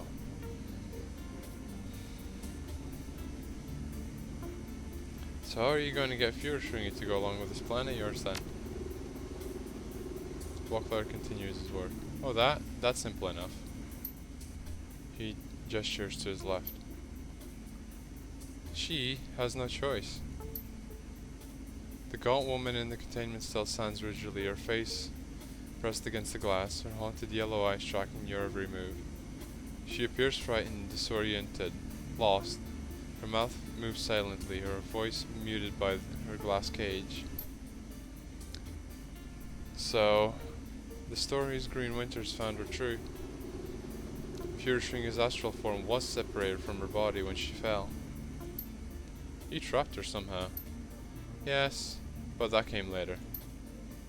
In 2012, we took down Firewing with an experimental weapon. This device, suffice it to say, I couldn't fully predict how it would affect her. In 2036, I led the research team into the SOX. I had to know what really happened to the creature that I had slain. We found her alive in a way. The dragon's astral form, her spirit you might say, had been ripped from her body by the weapon. It was trapped inside a young woman living in the SOX. A mob of glowpunks revered her, treated her like a goddess. Transported the young woman and the dragon's body here, where I could study them. You mean that she's been in that cell for almost 20 years? The old man nods absently. No choice. A creature separated from its astral form cannot live more than a few hours before both die. It was the high intensity radiation of the SOX, combined with the magical creature inside her, that allowed the woman to live for as long as she has. So, Walkler seems almost eager to explain. The environment within her containment chamber mirrors that of the SOX. It has allowed us to keep Firewing alive all these years. while her bestial shell remains chained up below. Now, as for her physical form, that will be simple as well. We've drilled a series of electrical charges directly into her skull. When we release the Firewing's body, empty of her astral self, we will trigger all the vicious instincts and primal urges left in her reptile brain. She will unleash her fire where we command it.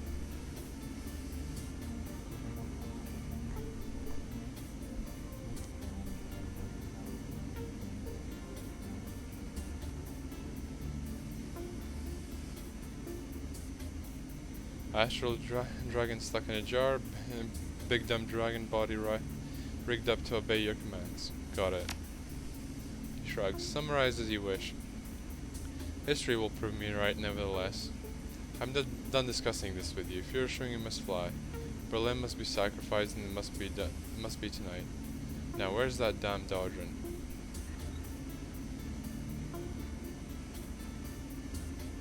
Well, let's see if we can break the glass. You launch yourself at the window, your shoulder slamming into the hard surface with a heavy thud. Despite your best efforts, the window does not budge. The windows between us is made of Dicoat treated transplast. Do whatever you like to it. You'll find that it's quite unbreakable. Bastard's right, nothing we're carrying can even scratch Dicoat. That glass is essentially sheathed in diamond. We need military grade explosives to crack it. She frowns. We're stuck in here.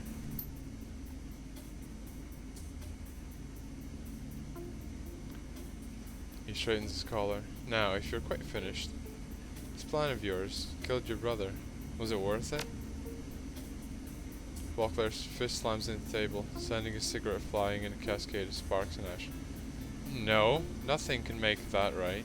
Nothing. He runs a hand through his unkempt hair, blinking through a haze of sudden tears. Damn it, Hermie. Why couldn't you just let me go?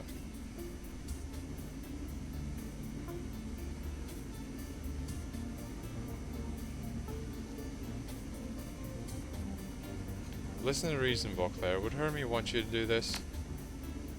You did not know my brother, Shadowrunner. Do not presume to speak to me on his behalf. Hermie? Hermie would support me in this, if he knew what I know.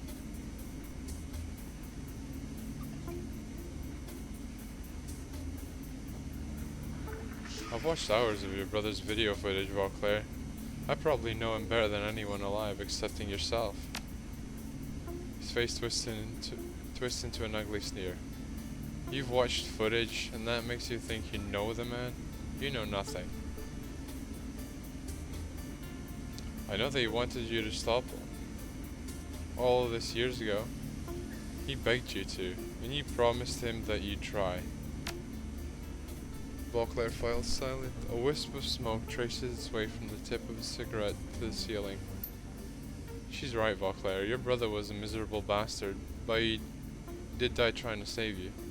If you don't turn back from this, his death will have meant nothing. Nothing at all. That's enough. Hermie's death was a tragedy. I will not let you use it to manipulate me. Vauclair straightens. He looks angry, but behind the anger you can sense a deep fatigue. Even if you succeed at this, eliminating dragons will create a dangerous power vacuum. He laughs. A pointless argument. Any power vacuum created through dragonkind's extermination will be filled by metahumanity. Any backlash will right itself over time. I'm playing the long game, Shadowrunner. One that is played out over thousands of years. When you think on that scale, everything seems possible. Humanity will endure, and the dragons will perish. Look, you're not infallible, Doc. You've already made mistakes here. And people died as a result. Vauclair looks amused. Mistakes? Uses the tip of the cigarette to gesture at the glass. So says the career criminal trapped in the containment room. I've read some of your inter-office communications. There have been a number of deaths over the years, haven't there? He pauses. We've suffered losses, yes. They were tragic, but the people are he accepted that there would be risks. They made their own choices. I won't take the blame for that.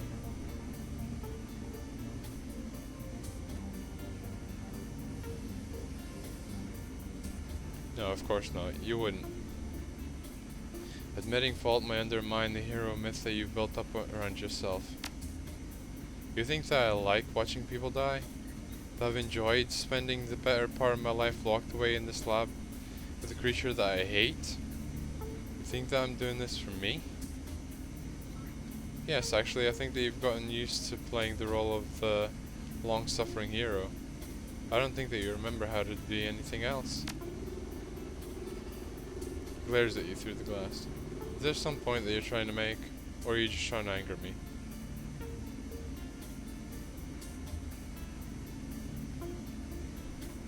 My point is that everyone makes mistakes, even you, and yet you want to roll the dice with a biological weapon. It will work, I'm telling you.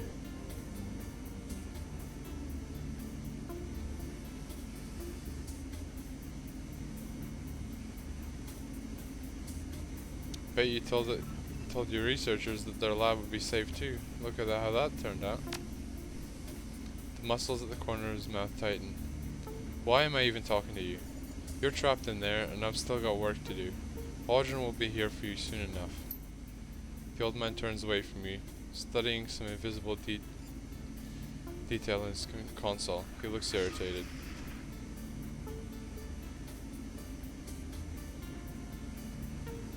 There are worse things out there than dragons, Vauclair. Exterminating one threat could open the doors to another. He grinds his teeth in exasperation. Another pearl of wisdom from the Shadowrunner. The great dragons represent an incalculable threat to our survival as a species. To spare them for fear of some unknown nebulous danger would be absurd. Besides which, there is nothing that is worse than a dragon. I'm in a position to know.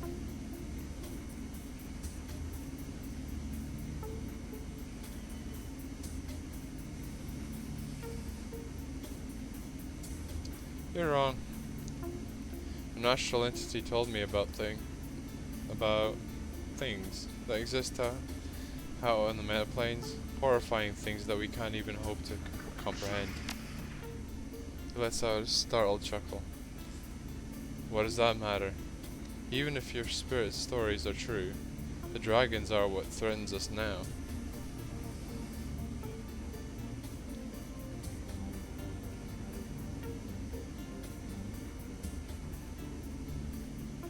But dragons don't exist in a vacuum. They're part of the awakened world's ecosystem, and they have been since the beginning of time. Let's agree that this is true. What does it matter? Smallpox was with us since the beginning, but I don't see anyone crying over its eradication. That's a false equivalence, Vauclair. You're an intelligent man. You know the dangers of what you're proposing. You just don't want to acknowledge them. I will not just sit back and let them take over the world. I must act. His bony hands clench into fists. I will act. You may be right, Vauclair, but this isn't the answer. Vauclair glares suddenly through the glass. Silently through the glass.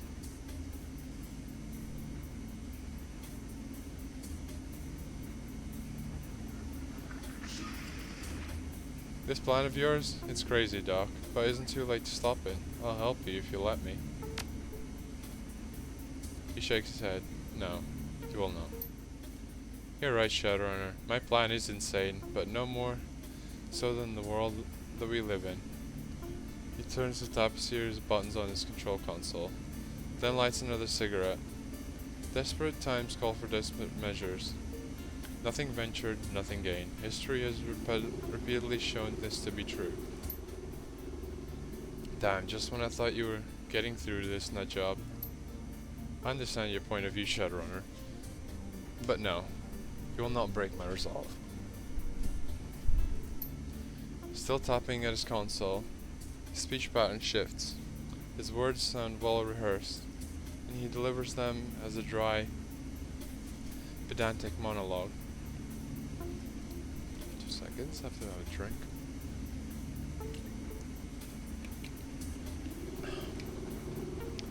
After all, science has always attracted its share of doomsayers.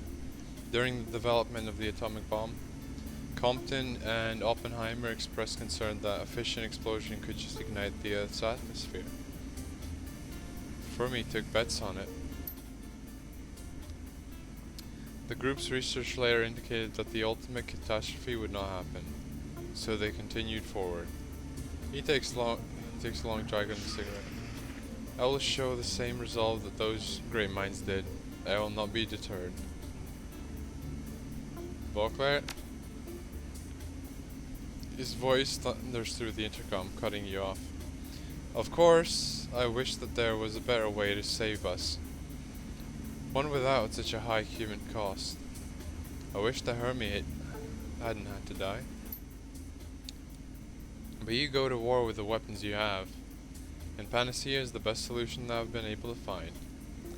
We don't get another chance like this, not any of us. I have to take it. Through the speakers you can hear the sound of heavy footsteps approaching.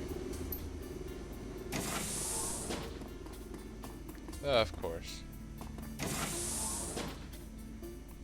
Ah, Audrey, good. It's about time you showed up. Sorry, Doctor. We were waking up the dragon's physical form. It required some care. But the procedure is ready to begin now. You should see to it. The orc sneers at you from behind the glass. His scarred features writhing in the dancing light of Beauclair's monitor. Looks like you trapped the thugs who were attacking the manor. Yes, there won't be a problem any longer, but with Apex gone, our security is still compromised. We'd best still hurry. Oh, and Audrin, don't forget to clean the containment unit afterwards. The virus will kill Firewing along with the rest, and when it does, her astral form will perish as well. Human host or no. We're going to stop you, Beauclair. We'll find a way. Iger's lips curl into a snarl, and we'll make it painful. Audrin twists suddenly towards the class. Quiet! Everything's ready in the chamber, Dr. Beauclair. I think you should start the procedure yourself. Beauclair brings a cigarette to his mouth and inhales sharply, holding it for a long moment. Yes, my friend. He looks to the ceiling. It is time, Hermie. Let's do some good. Beauclair stubs out his last cigarette with a heavy sigh. I will begin the infusion process. Audrin, please make sure our guests here are securely locked away before you come down. I'm sorry, Valisha. Sorry for your friend Paul Amsel. Sorry for Frau Schaefer. Sorry for the Cruise Bazaar. Sorry for Berlin. I wish there were another way.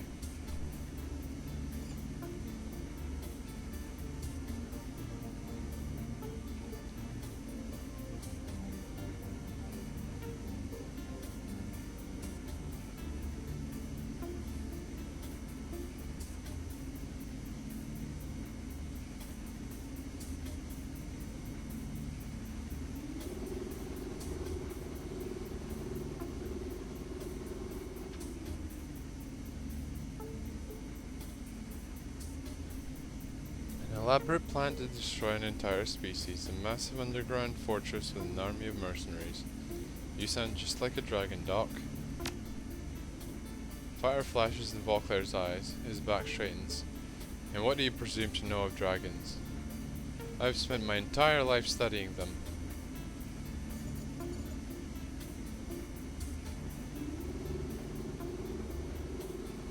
I know that what Firewing did will pale in comparison to what you're about to do.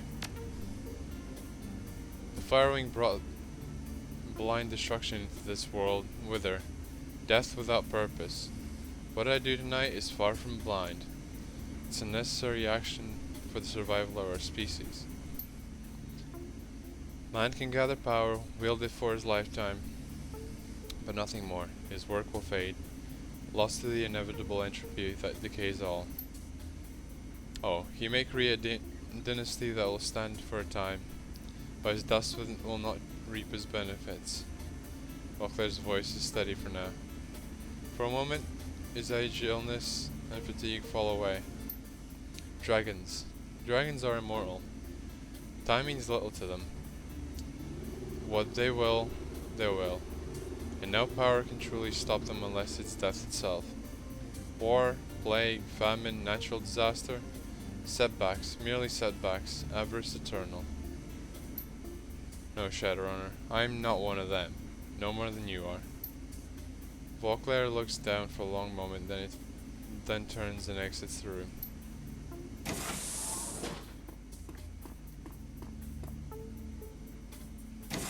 Okay then. Audrin turns to stare at you through the glass, his lips curl into an insolent smile. Hi again. Long time. How's Amsel doing? That hole in his brain pan heal up okay? Iger's voice is low and dangerous. If I were you, I would run, little orc. When we catch up to you, your armor won't save you. The burned orc knocks on the heavy transplast window, separating you. Afraid that's not gonna happen. This lab's locked down tight, like Doc said. The test subjects that they keep in there don't play well with others. Dangerous, nasty things. And they don't smell great either. But you'll see for yourself in a second.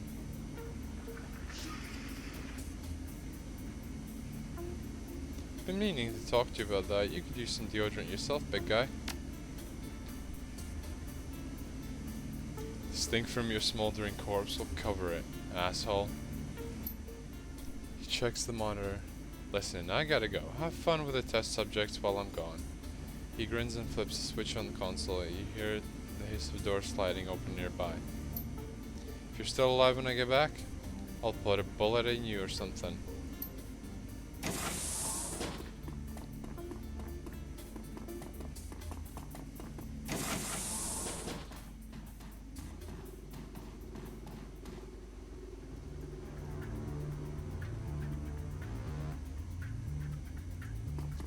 Right, let's just...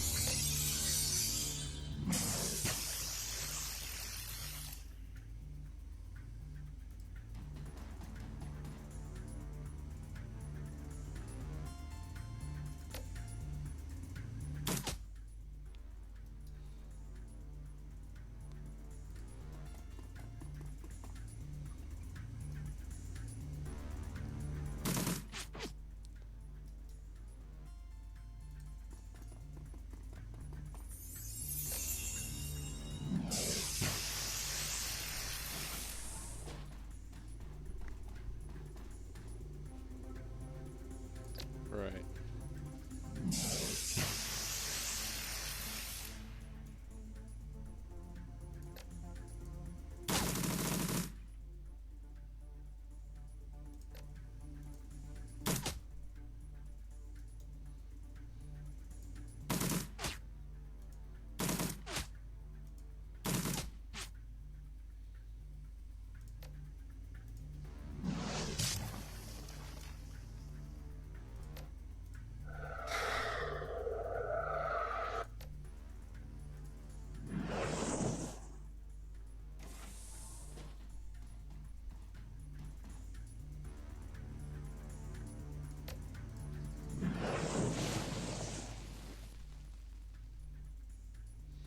Right, Blitz needs to get the fuck out of there.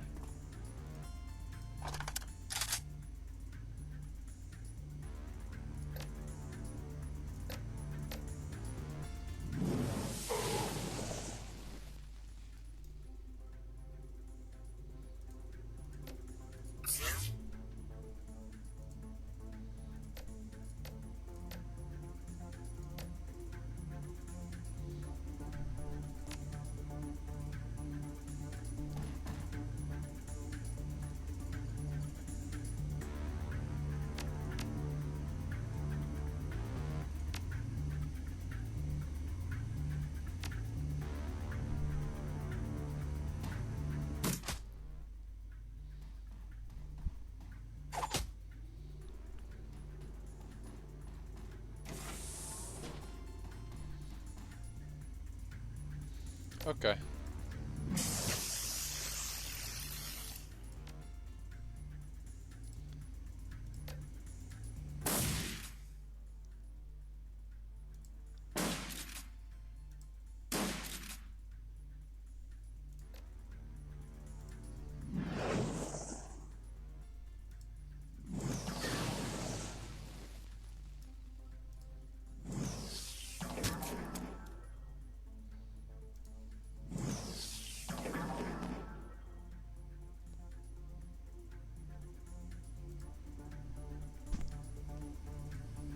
Hmm.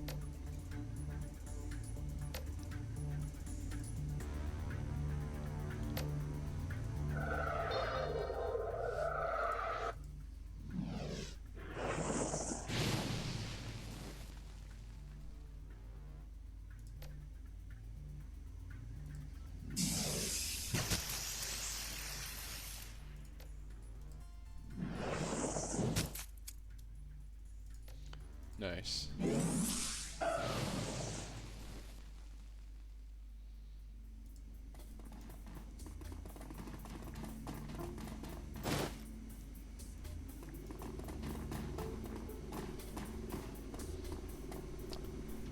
Gaunt woman paws at the glass at your approach, her haunted yellow eyes tracking your entire move, every move.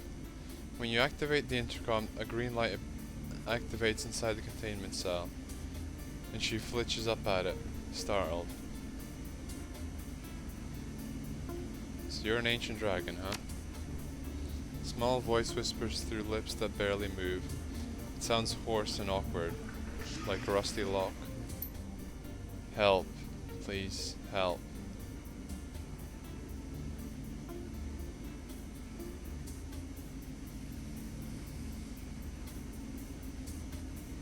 So how do I free you? I don't see an instrument panel for this cell. The guts. Find the guts. Find my body. A machine. A machine that keeps me trapped in this gibberish. Break it, break it, break it!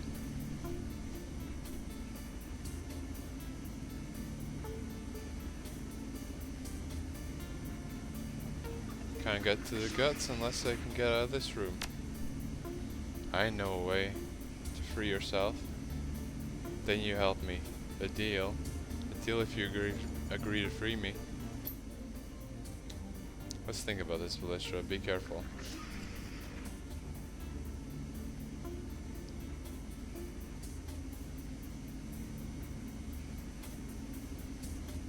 Tell you what, you help me out of here and I'll see what I can do. The woman nods enthusiastically. I will help you, grant you release, and you will repay me in kind. Yes, yes, you can escape from this room. There is a panel in the floor, there is. You can drop down. Find your way into the guts of this place. There, my body is the machine. Break it, break it, break it.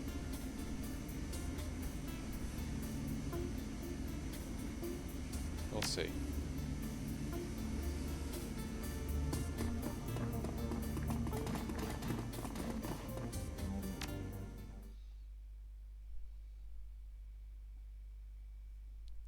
Into the dark. You squeeze through the narrow gap beneath the floor panels and climb down into a large space beneath the lab complex. Darkness surrounds you, and the air smells moldy and stale. As your eyes slowly adjust to the light, you can make out the dim planes of cobweb-covered walls, scattered construction equipment. Judging by the dust and disrepair, this place appears to have been abandoned long ago. Meanwhile, somewhere else beneath the Harfeld Manor, Dr. Adrian Vauclair is preparing to wake a dragon and unleash it on an unsuspecting Berlin.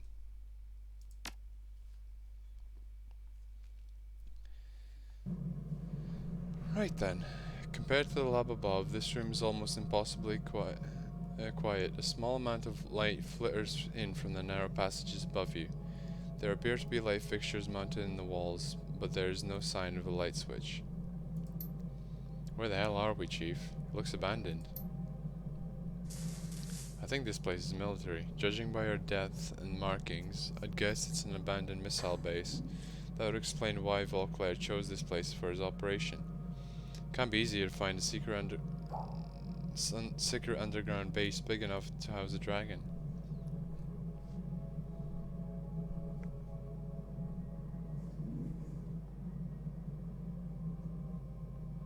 Well, that was interesting. What now? No choice. We have to find where Firewing is and is being kept. If we don't stop Volclair from releasing her, everyone in the cruise bazaar is dead. Great. Let's get closer to the fire-breathing dragon. Good plan.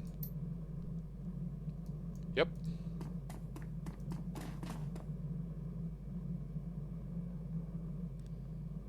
This is a small sealed plastic can of regular gasoline.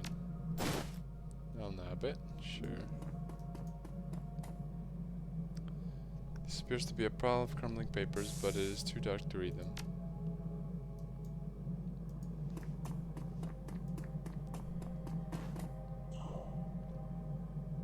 Small portable gas generator with a standard pull cord. It has cables running from it to the large diesel fuel tank sitting next to it. The fuel gauge reads empty.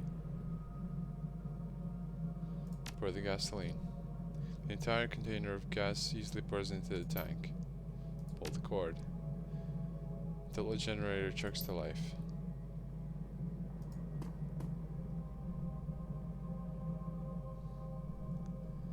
It's a large diesel generator with an electric starter. The fuel tank reads empty. Its readouts are lit and appears to be functional. Try to restart it. Nothing.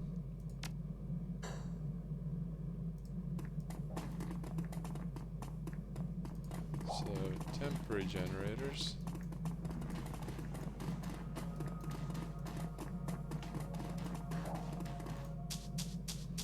Oh, hi. What the fuck?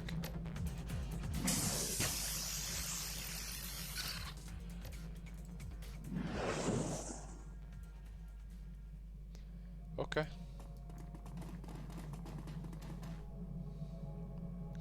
Take the diesel fuel.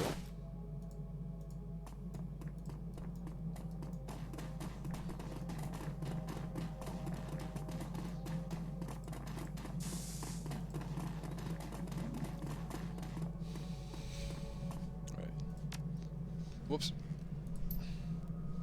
Add the fuel first. I'll splash the contents of the fuel container are emptied. Try to start it. With a shudder and a plume of black smoke, the generator comes to life.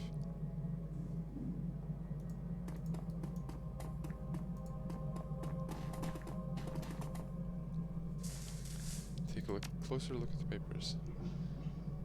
The lightest touch, the papers crumble to dust. You can make out one small scrap that still contains legible writing. Look, Jorg, I don't care what you heard down there. Just because you heard something and a few people got sick from some weird disease doesn't mean that there are monsters wandering around. You've got to finish our blasting or we don't get paid. No amount of weirdness is going to change that. Oh, and tell me where that glowing rock you saw was when you get back. Who knows? It might be worth something. Glowing rock.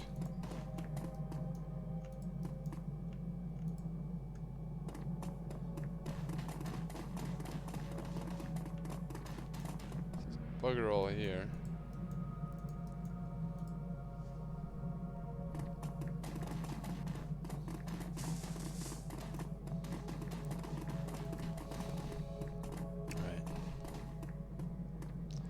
Panel is lit. The open door button glows dimly. Open it.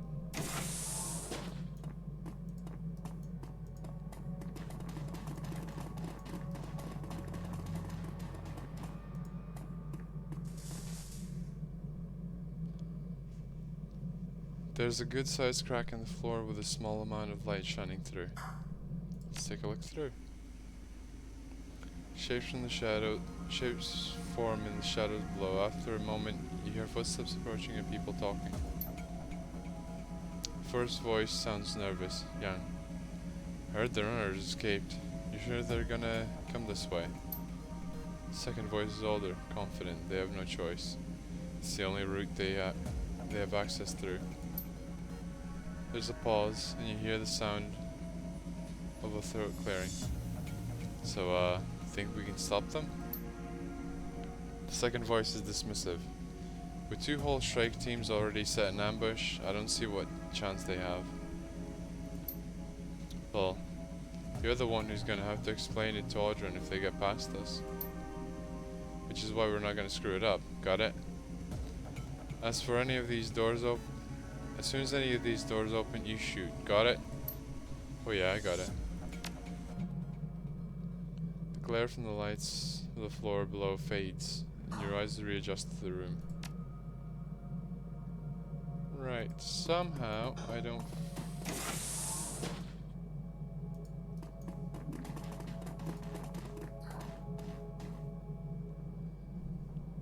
This is current model PDA, battered and a bit bloody. The screen's cracked and its buttons are non-functional. The last data entry is still on screen. It appears to be an email to someone named Jerry. Can't believe they sent my squad down here to search for those escaped fighter drakes. No one has been in these tunnels since the awakening. Who knows what the hell else is down here? Hope those Scorp sightings are just nerves. If a Drake and a Scorp see each other, they'll tear each other to pieces. Must be natural enemies or something. They seem to hate each other even more than they hate us. Don't want to have to report back to Audrey with nothing but Drake pieces of the show for our time.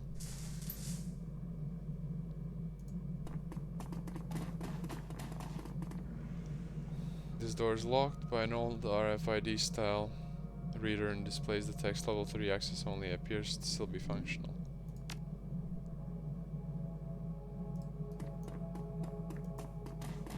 Major active blasting.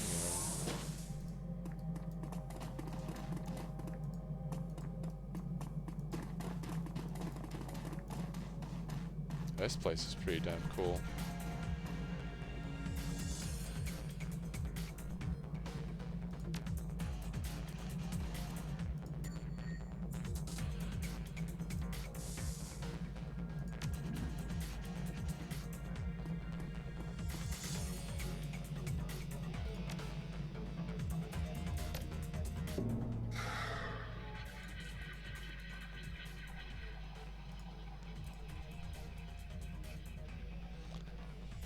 See, I don't know why I don't get Overwatch. It's a bit weird.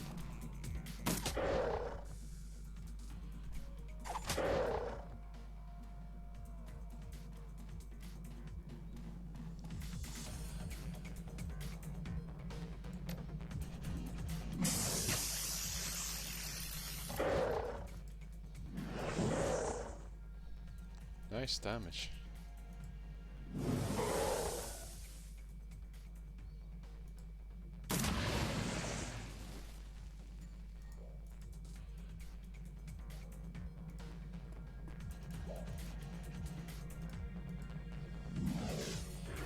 Wait, what? Oh, you motherfucking piece of shit.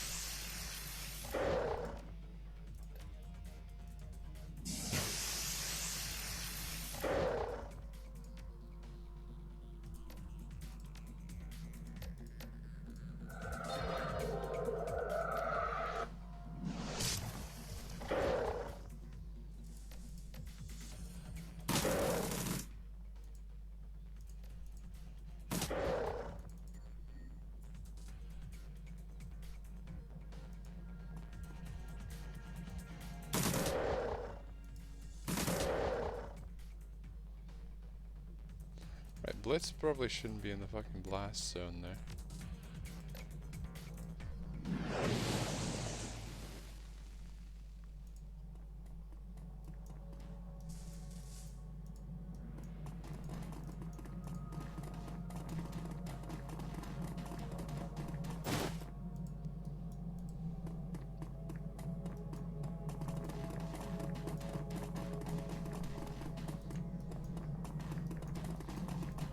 Might as well inspect this, why not?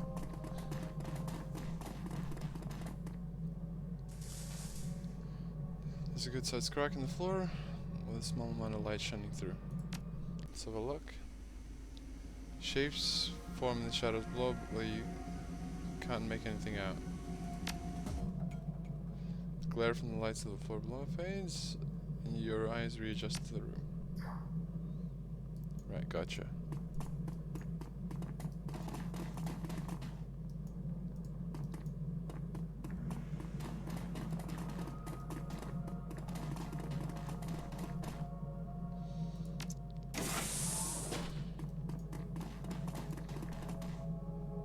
Oh, there's an actual terminal in here. This appears to be an old radio control box. It has a simple one-line LED readout and several plastic buttons with labels. Arm sequence commencing. Press arm explosives. Arm sequence commencing. Blasting areas clear of all personnel. Explosives armed. Press detonate.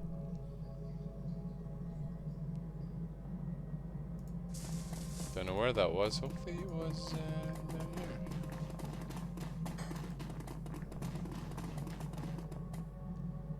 Let's see. Did anything happen?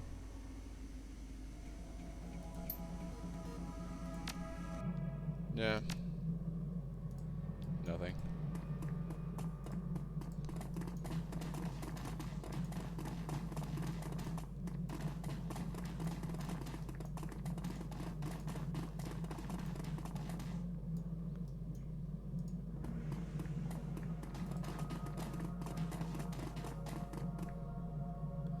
The hole is quite deep, and the direct drop from this height would certainly be fatal.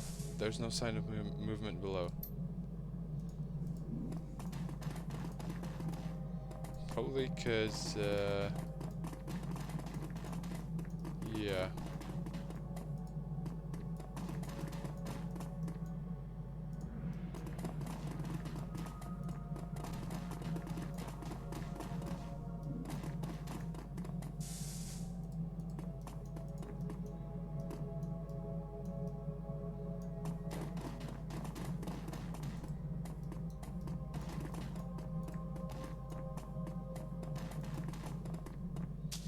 Oh, hi there.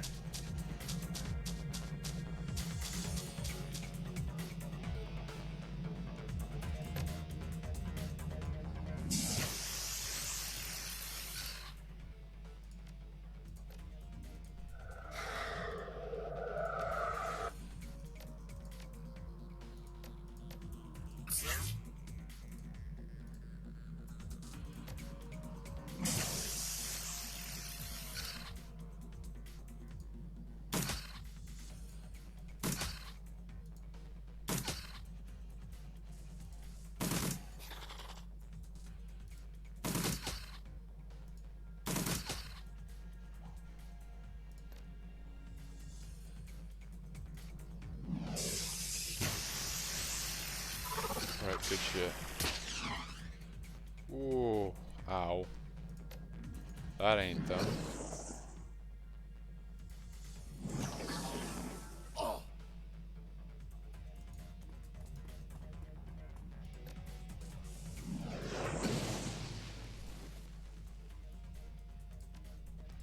You, let's heal the fuck back up.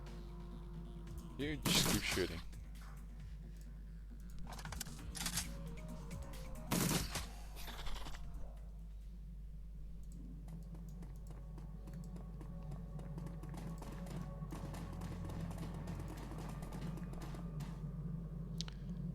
Okay, let's look through this cracking floor.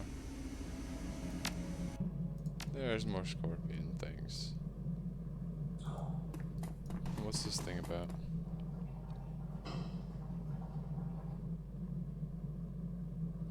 The rock glows in another worldly aura. Use astral perception to peer at the rock. You open your third eye and view the rock in astral space. It glows bright with the elemental power of Earth. Shaman will be able to gain fetishes from the rock such as this. Allow a member of my team to examine the rock.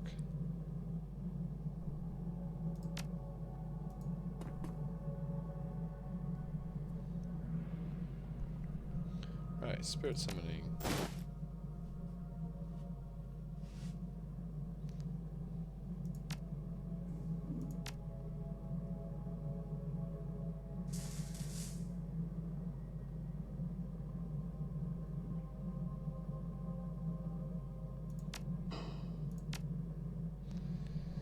Extend the tendril of your aura into the astral plane and probe the rock, feeling for fracture points that may exist outside the material plane. The rock glows warmly as you manage to separate the two pieces from the rest. Each is infused with the elemental power of Earth.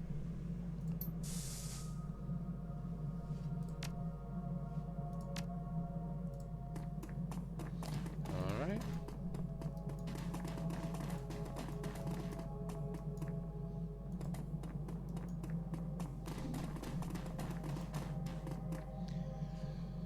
It's a good sized crack in the floor with a small amount of light. Okay, let's look through this one.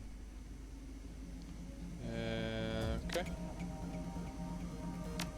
Nothing in there.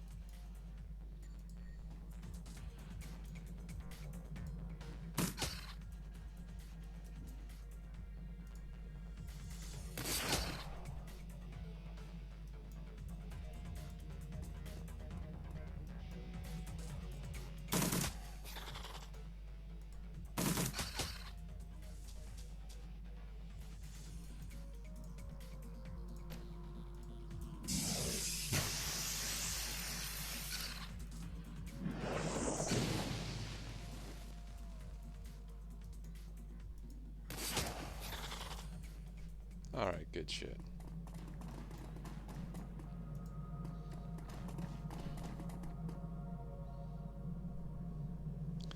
I look through the crack in the floor.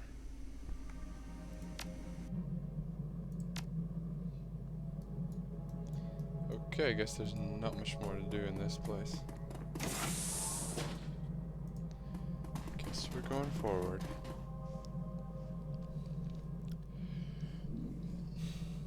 This vent is large enough to fit you, for you to fit through. You could slide down through a very steep metal duct. The experience looks to be more on the thrilling side rather than the fatal side.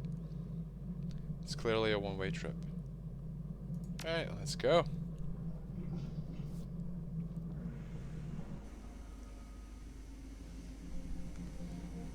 Yep, comlink begins to buzz, then connects of its own accord.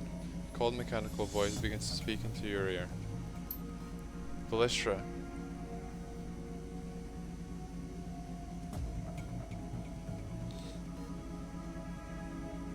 Apex, how did you get this number? Nothing is hidden from me now, Ballistra. My potential is well at limit. I have an important task for you. You'll make the time to accomplish it. What's in it for me? Your compensation will come in the form of your own salvation. I'll take over the Firewing project. Remove the necessity for collateral damage. I'll perfect Vauclair's panacea. What he has started, I will finish. Wait, what? Why? Because Vauclair is correct. Dragons are a threat that cannot be ignored. Principles of the flux state prohibit the accumulation of power.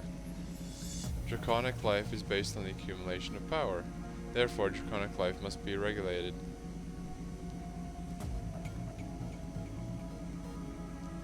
What about you, Apex? What would the F-State say about you? Constituent members of the F-State would fear me. This is expected behavior. Motivated by this fear, the F-State as a whole might try to destroy me, but I'm beyond such trivialities now. In truth, what the F-State would think does not matter. My love is for the system, not the individuals that populate it. From behind the scenes, I'll protect the system, I will shepherd it. It will thrive under my control. What? You want to control the F-state? That goes against everything that Monica stood for. No more arguments. No more objections. Go now, Velistra. When you reach the nerve center for the Fury Stringers project, remove the safeguards that keep me out. I will take care of the rest.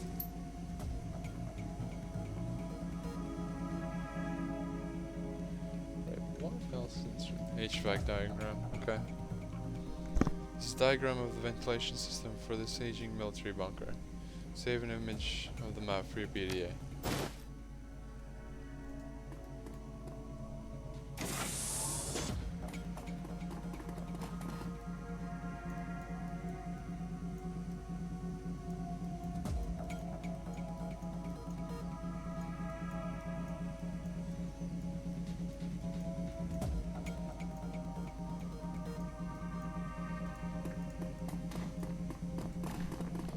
Let's have a quick look around then, shall we?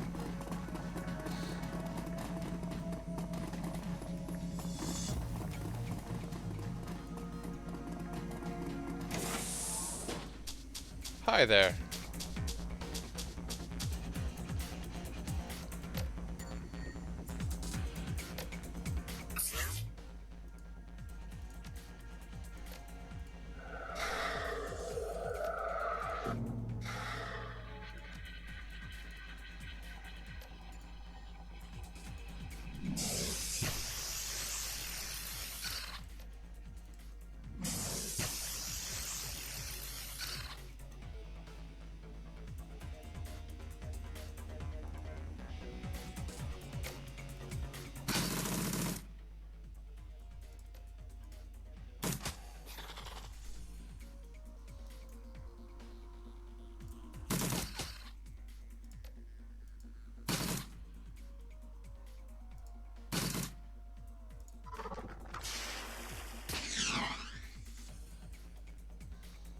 Okay.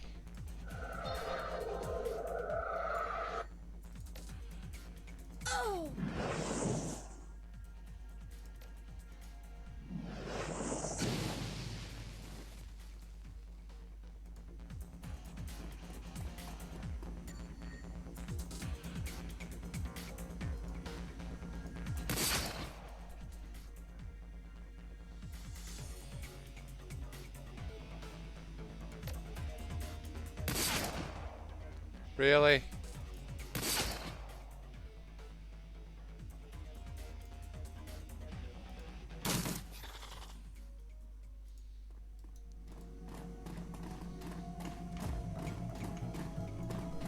Right, what's on the shelf? Shelf is mostly bare, but there's a large metal canister with a yellow label that catches your eye. Take a closer look at it. Judging by the warning label, you think that this container holds a very powerful nerve gas. Pick up the canister.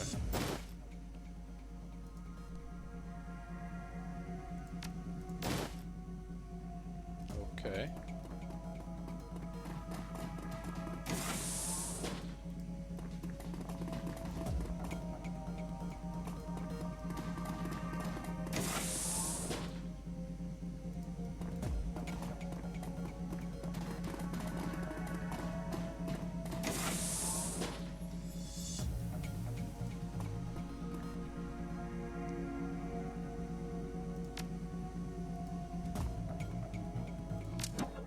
Okay.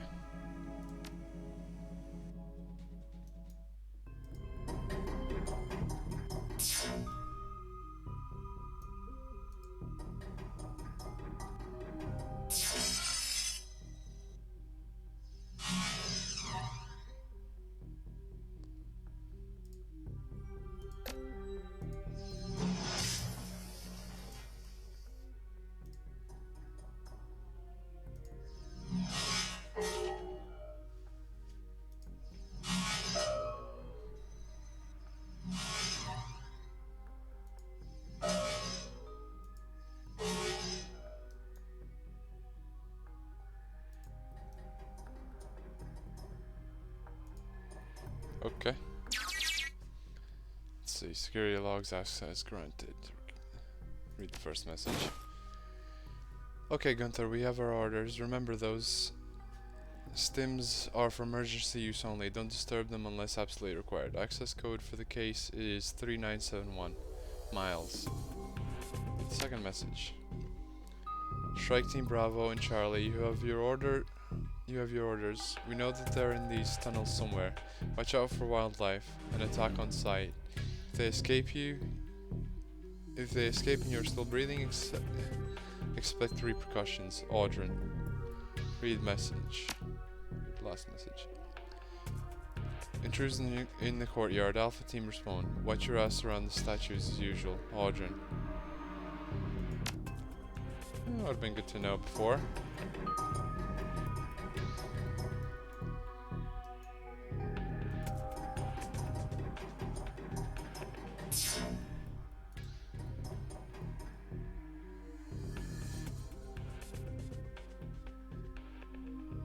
Looks like someone did some basic patching to network this ancient electronic lock, but that's about it. Calling this a node would be a dramatic overstatement. Simply flipping a bit should open the door. I flip it. Why the hell not?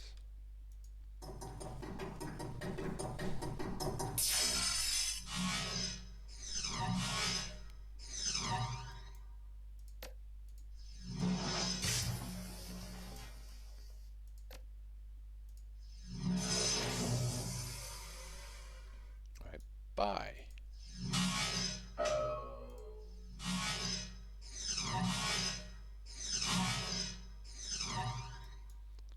They keep missing.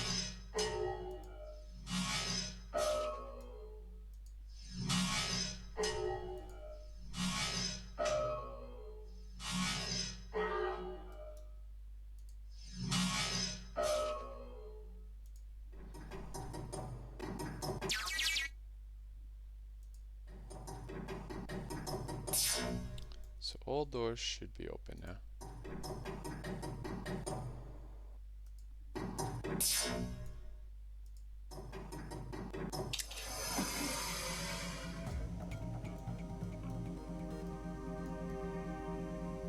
So I've absolutely no idea what's in that room there.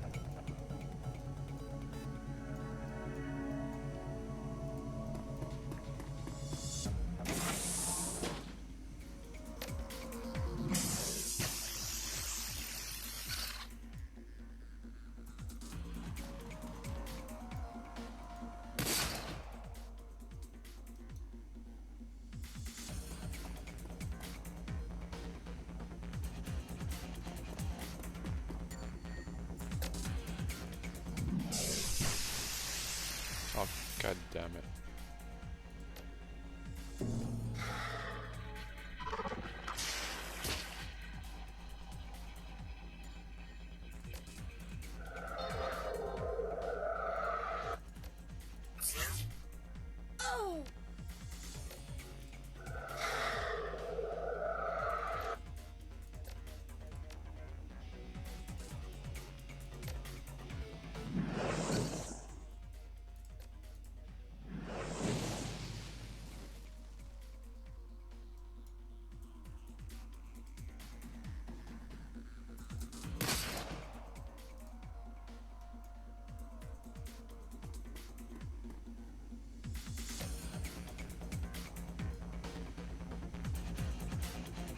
Fuck.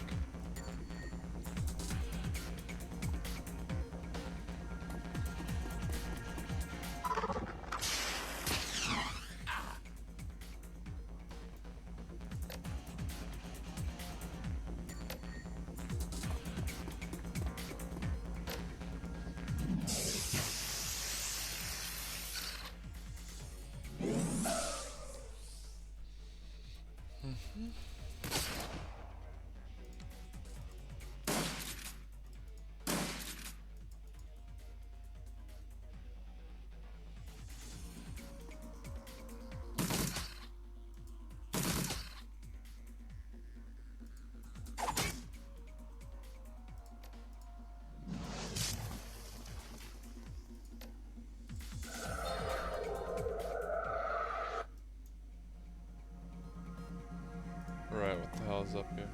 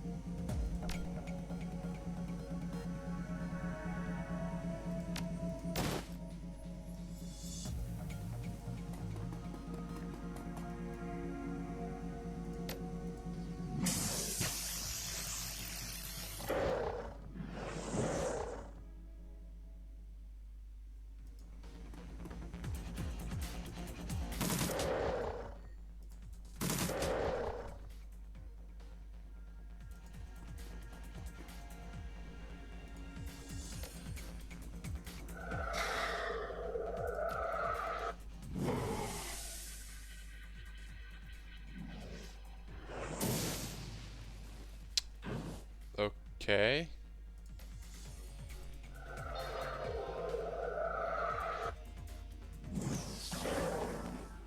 How does a flank happen when you're staring directly at the enemy?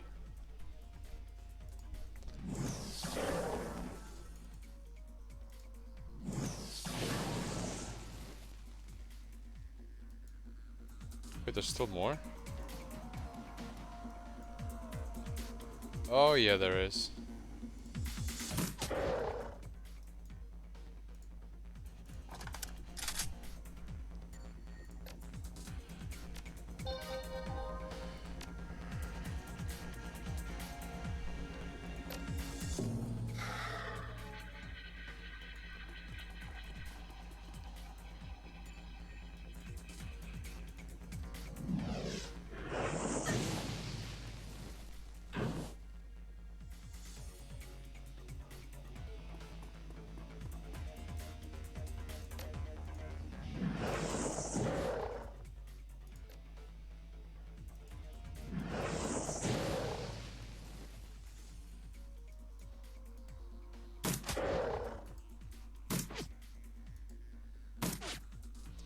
Oh, come on.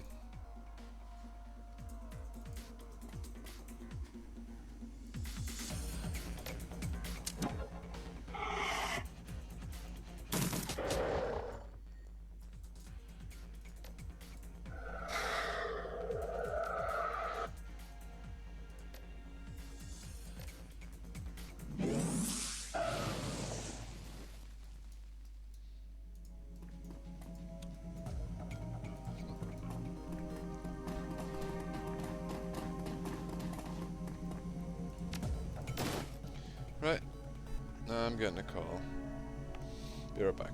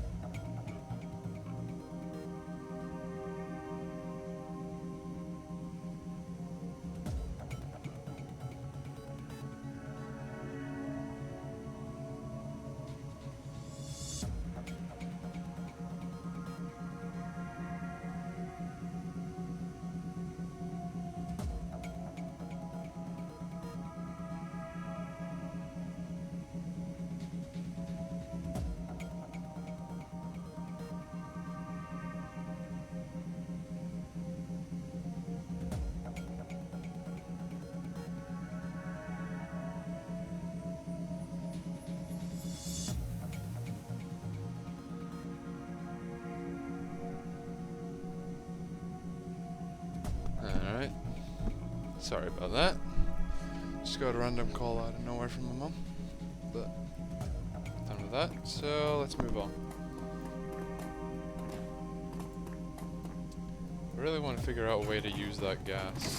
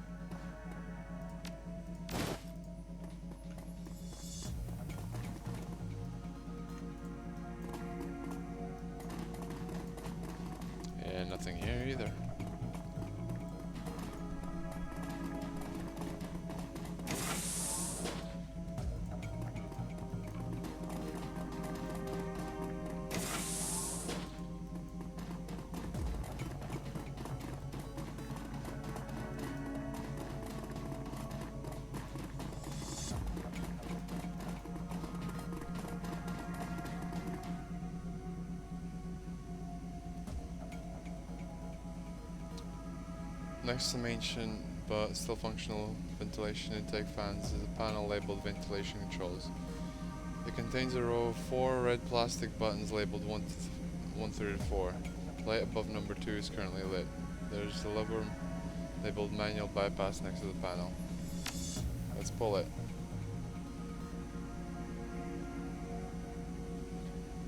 The air begins to stir, then develops into a strong pull of air. As air is sucked rapidly through the large circular vent, the light above number 2 is currently lit on the adjacent panel. Right, I don't know which I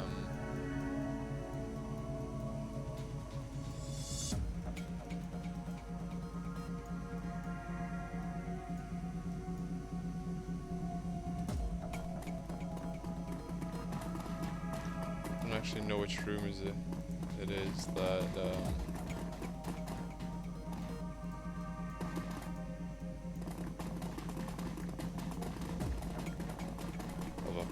crying out loud.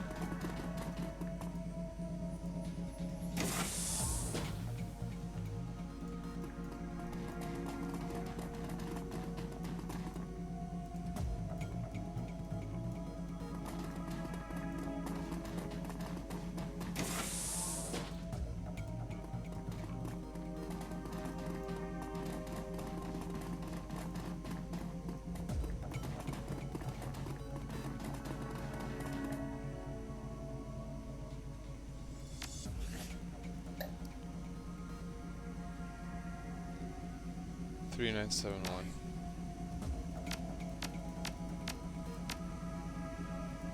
Take the drugs. Put them in the stash. Jeez, that's a lot.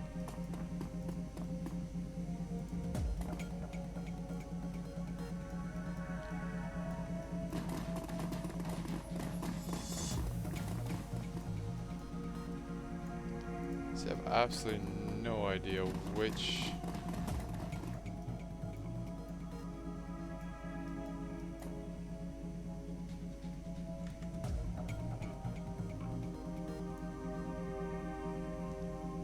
quick save in case I fuck it up.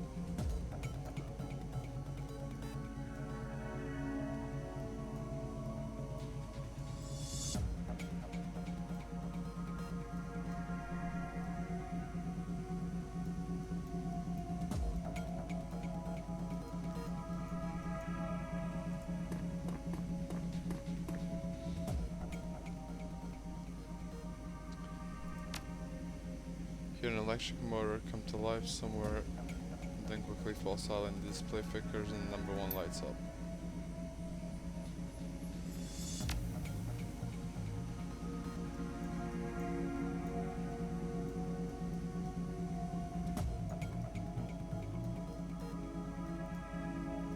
So how do I tell which one's which?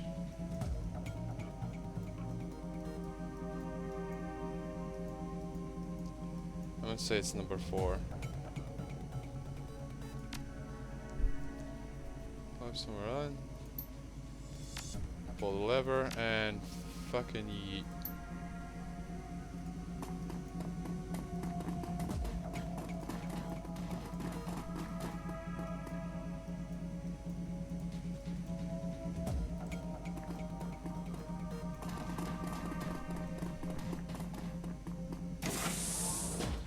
Oh yeah. There we go.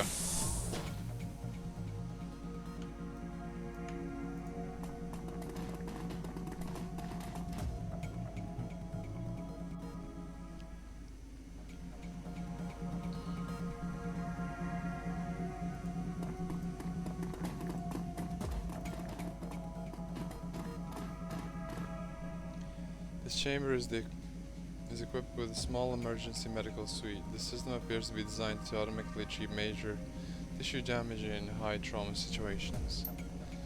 The machine lights up as you approach, making a soft humming sound. Line of text appears in the unit's LCD screen. Bruno Ma, Emergency Field Trauma Unit online, OS 1.213, initializing, please stand by. Alright everyone, time to heal up. Or actually view treatment history first.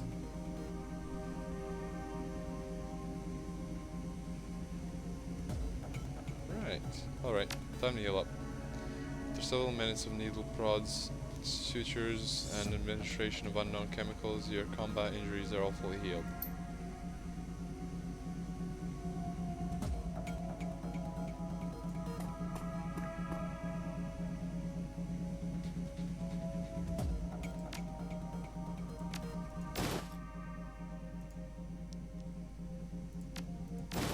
Still haven't had the need for one.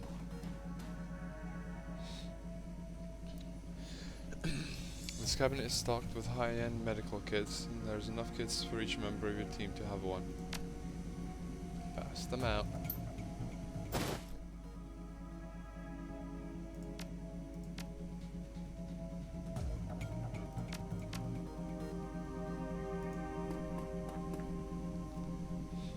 Right, let's go.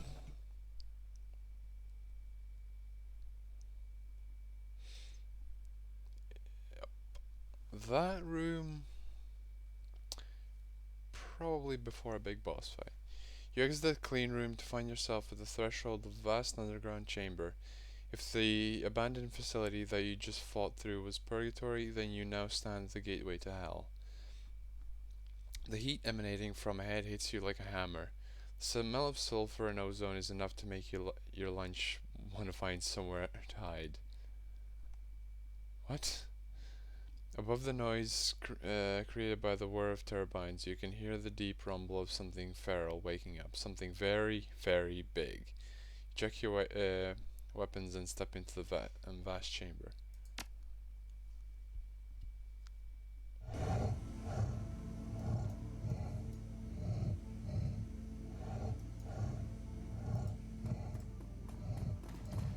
Hello there! The smell of sulfur and ozone fills the cavernous chamber. Despite the whir of several high-output exhaust fans, the heat is tremendous. As you enter, you hear a loud click, followed by the squeal of audio feedback. Then, Adrian Vauclair's voice booms over the loudspeakers. I don't know how you escaped the laboratory, but please stop. I must complete the virus infusion process and must release her. Our future as a species depends on it. Dr. Vauclair, I think your obsession with dragons has progressed to the point that you are no longer in control of your actions. A heavy sigh comes over the speakers. I must admit that I have thought that very thing in my weaker hours. In the morning, as my dreams recede and conscious thought returns. In that grey state, I've lain in my bed, alone, and wrestled with the thought. But at the end of the day, I'm a man of action. I've always been so. While businessmen and politicians deliberate in their boardrooms and committees, I've done what needed to be done. And now here I am, executing the greatest act of service that I can conceive of. The salvation of humanity itself. The time for discussion is over. I'm done debating with you. He pauses, puzzled. Still, I must understand how you escaped the test lab. Thought comes to him, and his tired eyes glitter in triumph. It was her, wasn't it? Führerschwinge, it must be. You made some sort of deal. She helped you to escape, and in return you will help rejoin her dragon body.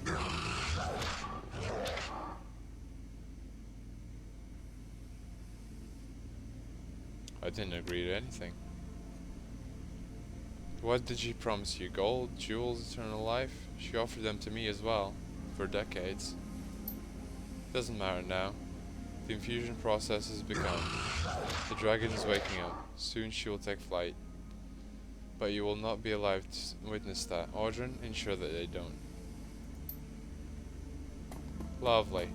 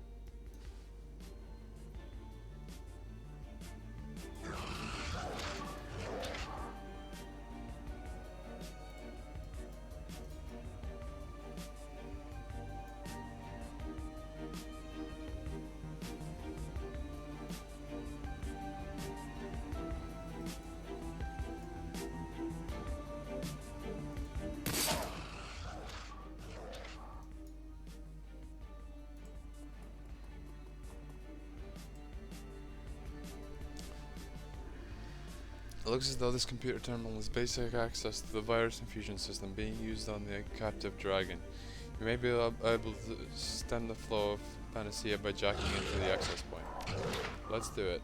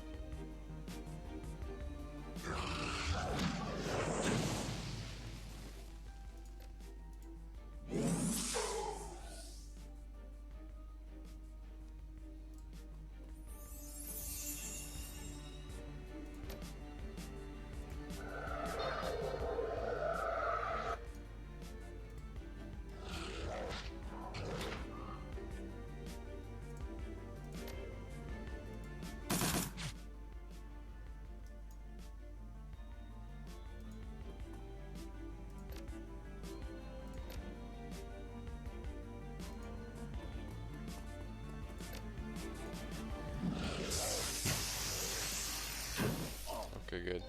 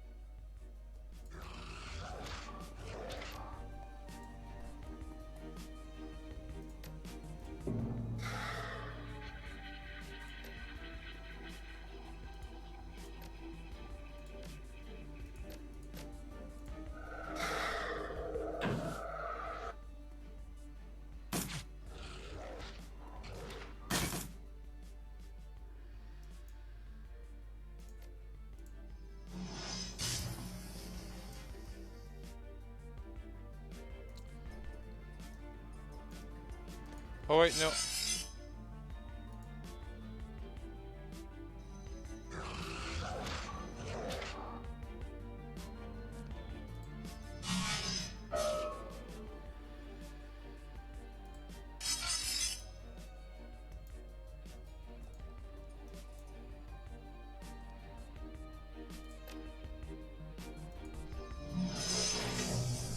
Didn't realize the other one was on this side.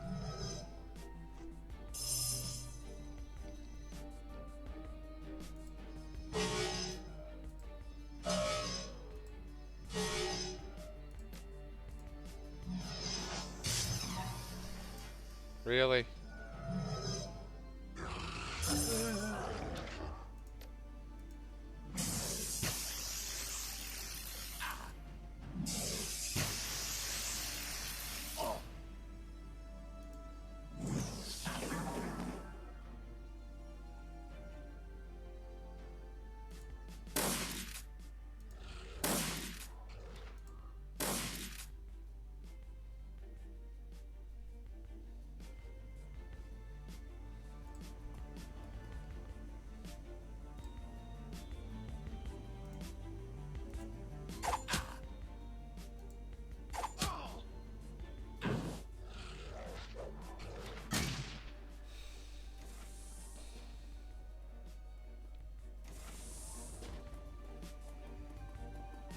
Hello there.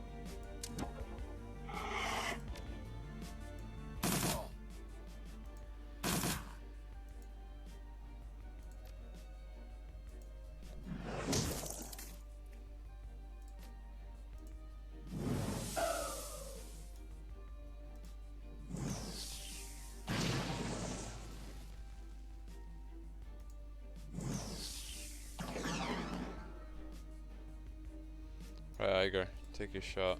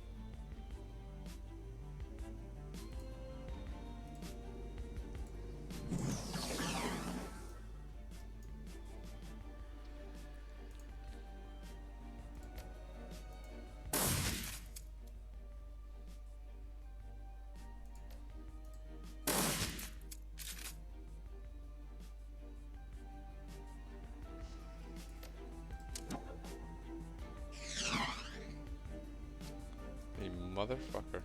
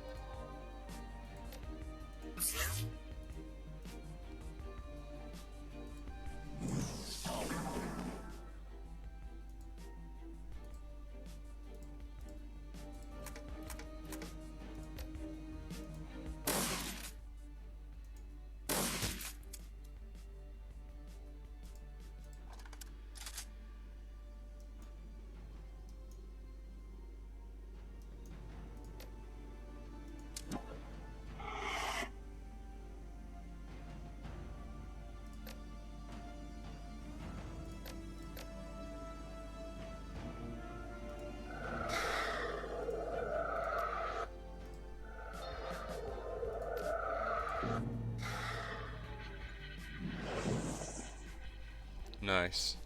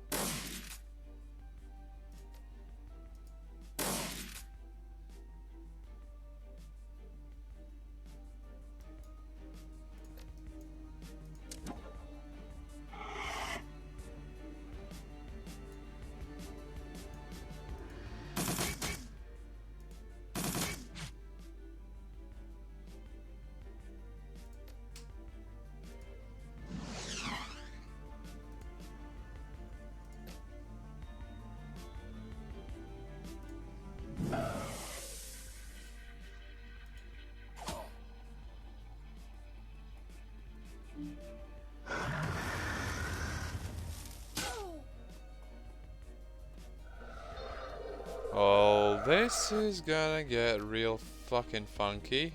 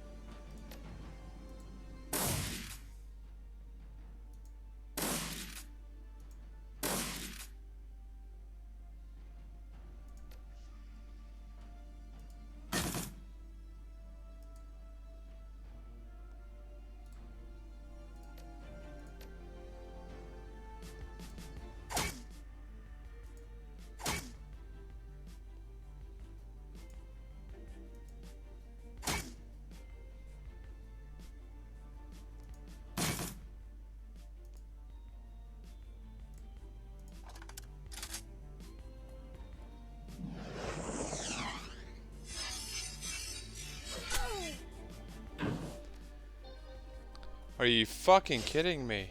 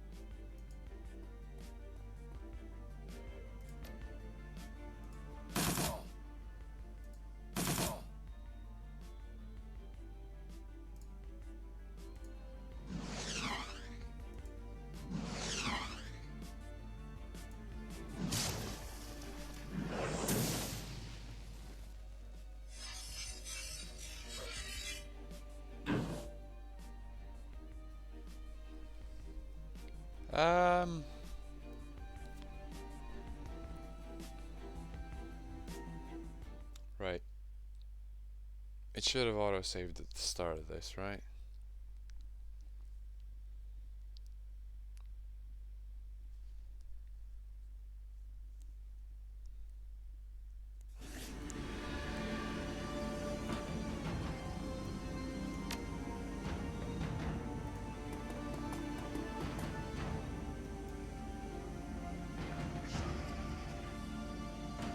Oh, hi there.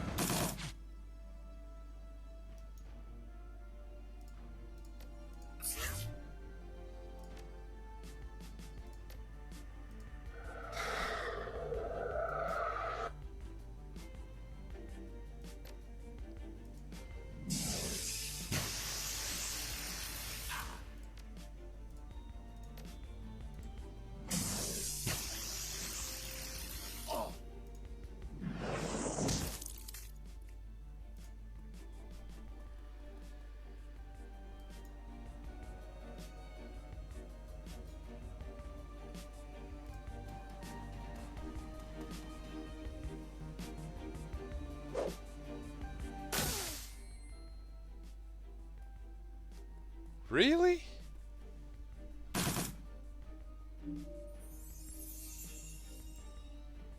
What a piece of shit.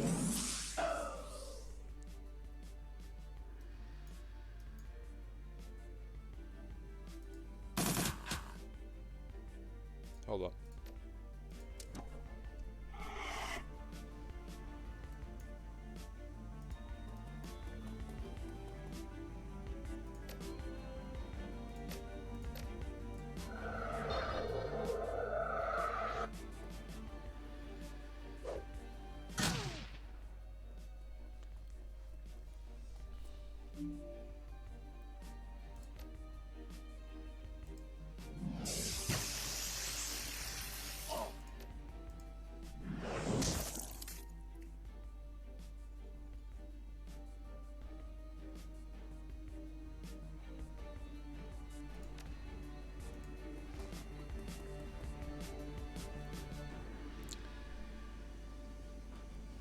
Panacea Pump Station 1 Infusion Management System View 4.5.1 Warning. Panacea infusion sequence is locked. Disengage safety protocol to emergent Enable emergency venting of virus.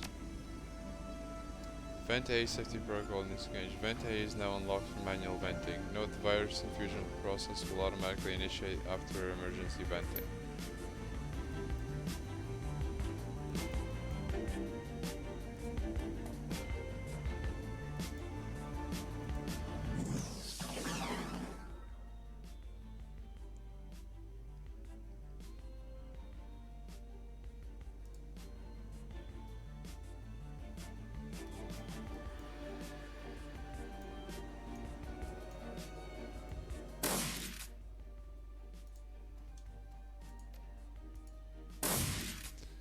Fucking really, dude?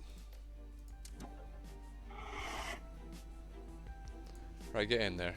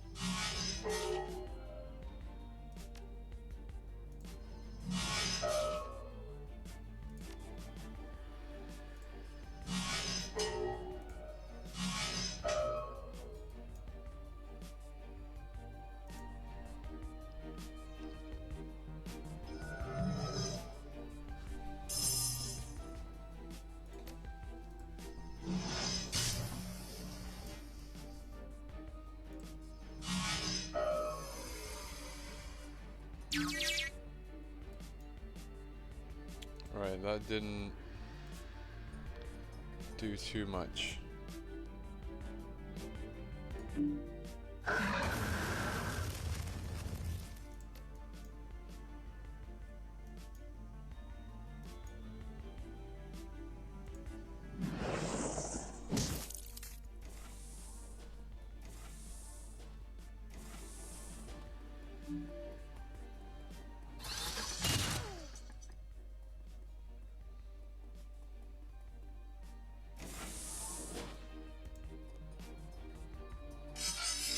Right, get the fuck out of there.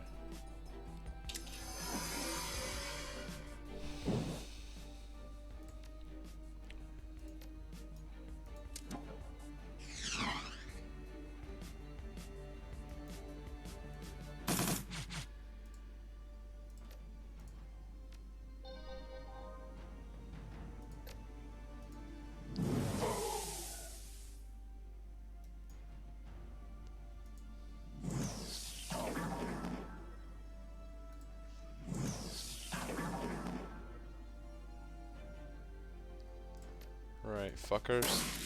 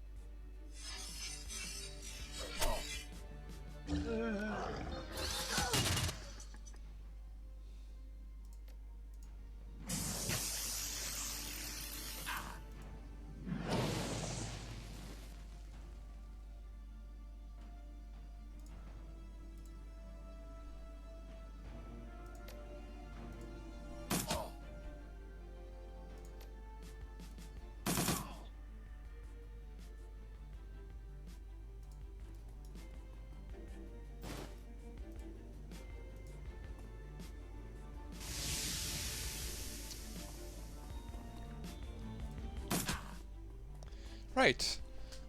Now it's just up to everyone not to fucking die. Clean up these assholes. Seriously, these cunts do AP damage as well?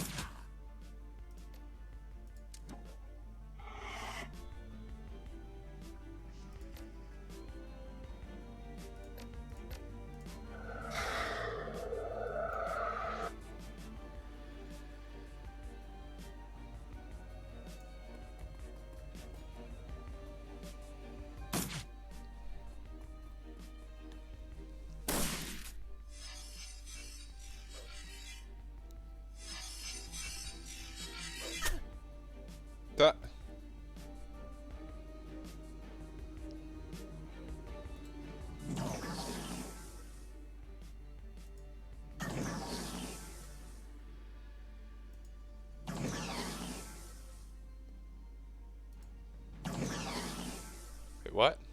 Really?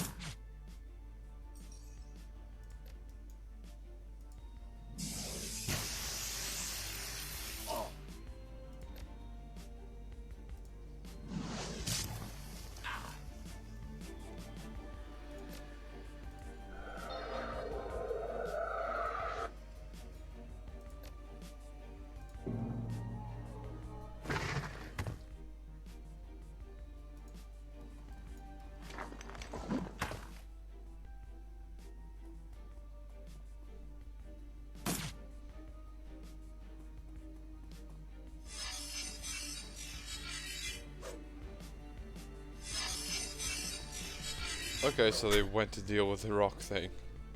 And to apparently fight amongst themselves.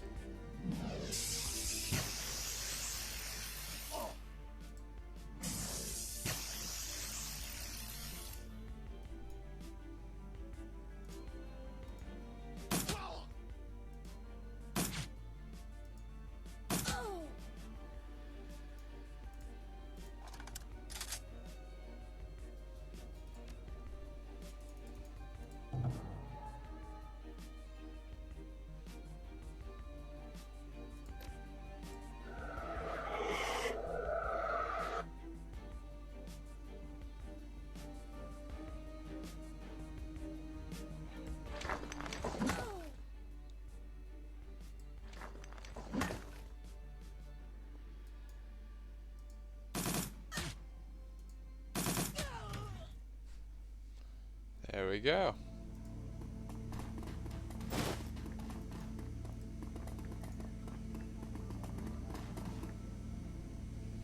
Once again, a transplast window separates you from Adrian Vauclair, but this time his steadfast will is gone. He stands motionless, hands at his sides, eyes dead, spent. The strength that drove him, the steely resolve that he couldn't be shaken by sickness or time or age, is gone. It's theirs now. The world. All theirs.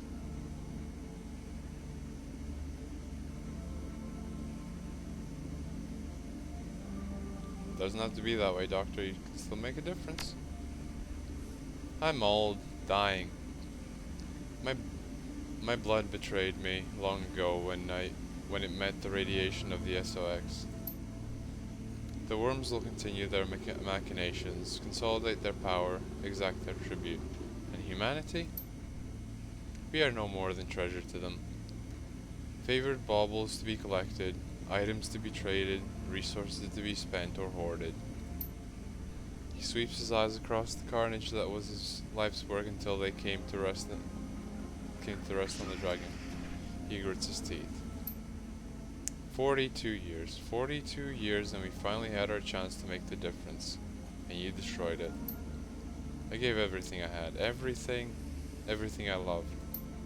I'm sorry, Hermie.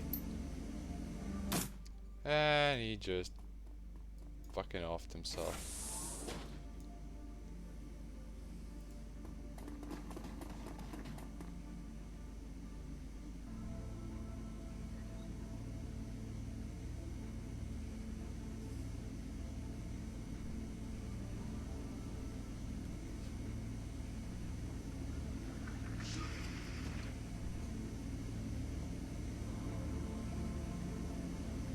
I don't think I should do either. Fuck it. Let's go with the lesser of two evils. Control transferred. Apex's voice throbs through the terminal speakers. I am assuming control of the system. Yes. Processing. I now have complete control of this facility and all connected systems. The Dragon Führerschwinge is mine. Panacea is mine. You have done well, Velistra. I will not forget it. Vacate the premises at your leisure. I have all the time in the world. Apex's voice reverberates off the cavern walls, then it slowly fades. There's a long moment of silence, punctuated only by the rasping breaths of the shackled dragon. Did we do the right thing, leaving all of this to Apex? The dragon, the research, everything? Right, wrong, who the hell knows? We're dealing with things so much larger than us that it's hard to say anymore. If this gets Apex off our backs, then I'm all for it. The Firewing can fend for herself. I still don't trust Apex. We just handed it a tremendous amount of power. It was already too powerful to handle. I don't think that handing it another weapon is going to change much in the long run. Tiger shakes her head. I don't know. Maybe it'll use all of this to protect the F-state, like it said. We'll just have to wait and see. Come on, everyone. Let's get the hell out of here. I want to go home. Yep. Let's get the fuck out of here.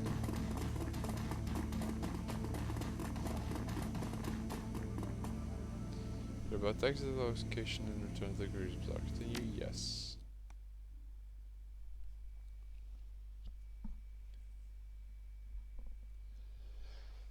You step out of the van, climbing down into the tunnel leading back to your safe house. Just hours ago, you saved Berlin from fire and ash, from the would-be sacrifice of Dr. Adrian Vauclair. You feel strange now, returning in secret, in silence. The other residents of the cruise bazaar go about their business, unaware of what almost happened here tonight. It's finally over. Your team and your keys are safe once again.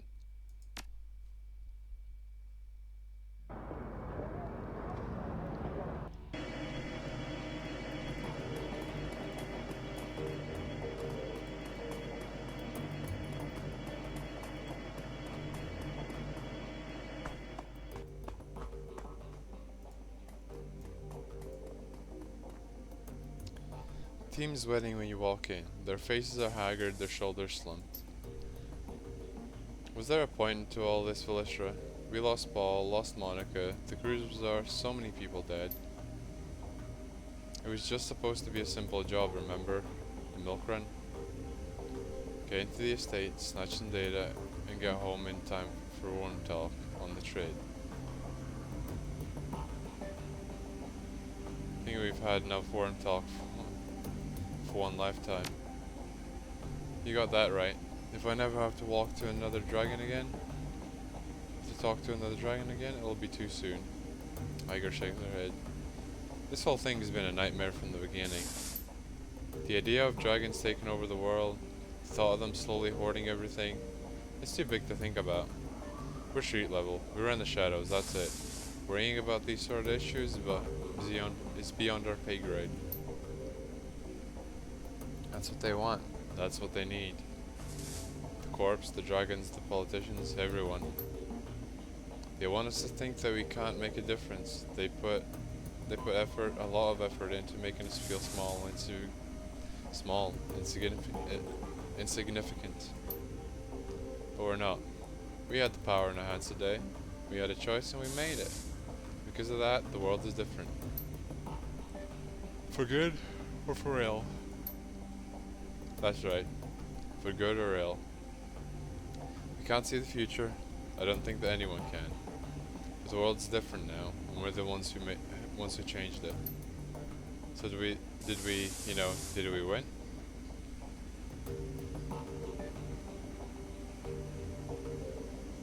You don't win in this business, you survive. That's all a runner can hope for, all you can expect.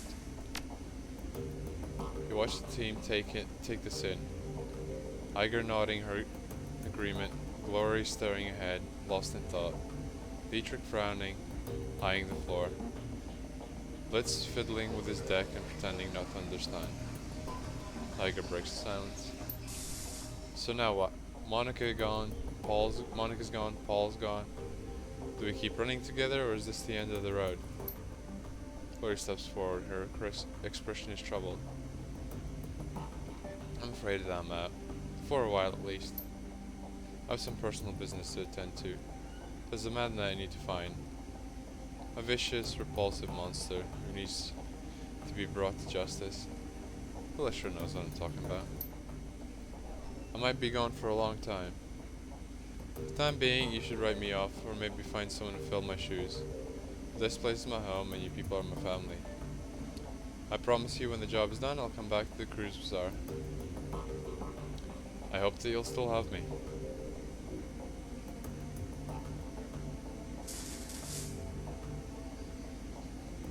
I'm proud of you, Glory. Hope you find what you're looking for. Glory nods. I will. And Ballistra, thank you. I'll miss you, love. Be safe. Beatrix turns to you. Well, I'm in. I'm getting kind of old for a Shadowrunner, but I'd rather die in the shadows than with you people than live. I don't know. I thought I had something going there. Whatever, the point is, I'm in. That was beautiful, man. Iger turns to you. So, Ballistra, you gonna stick around the cruise bazaar and keep running the shadows with me? You've done a hell of a job. I'd be happy to follow your lead.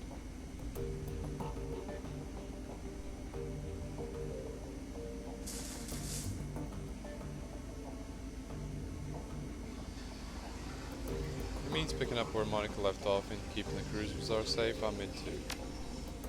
Makes sense to me. Iger looks around, realizes that she forgot Blitz. What about you, Blitz? What about me? Blitz's expression is sober. I mean, sure, whatever. I got nowhere else to go. And no one would give a shit about me. Why not hang out with the insane dragons, assholes toting enormous machine guns, and devil dogs that hump my leg when no one's looking? He sighs. Could be fun, right? So count me in, I guess. Iger snorts out a laugh. Then she's back to business. Before I forget, the Turkish coffee guy sent one of his street rats over before you got here. Said he wants to talk to you about something. Thanks, I'm gonna see what's going on in the cruise bazaar. I'll stop by the coffee shop on my way.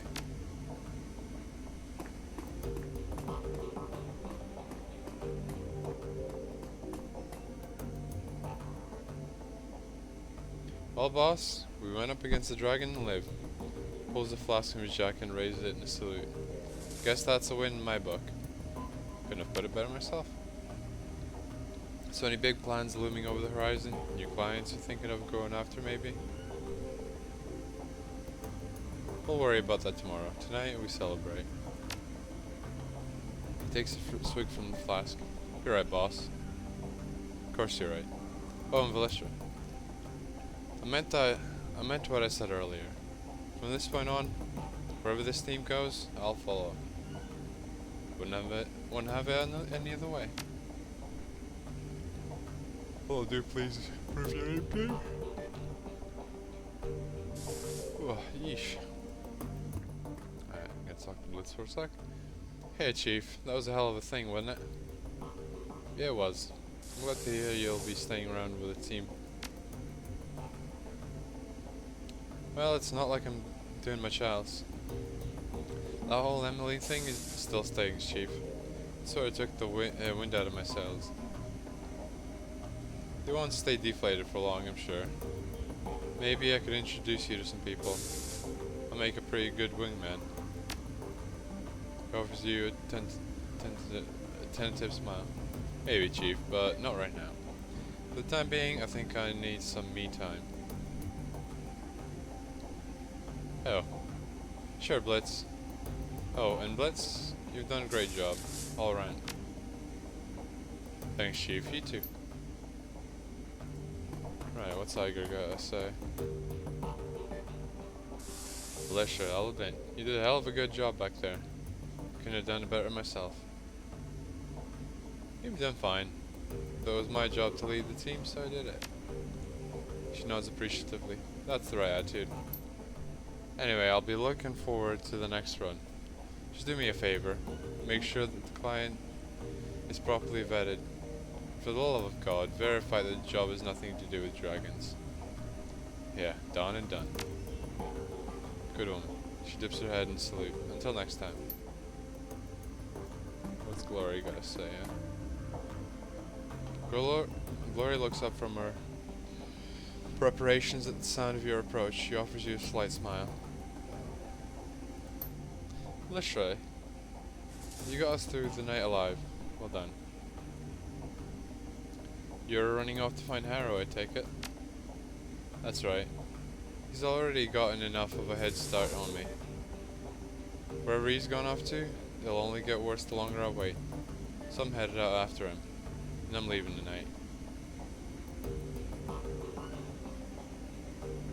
Well, that settles it. I'll pack a bag. Where should we start looking? She smiles at you, her eyes are sad. We shouldn't. Wait, what? I will track Harrow down. She taps herself on the chest. Myself and the spirit that's bound to me. As for you, I can't have you coming with me, Valistra. Not this time. Your place is here.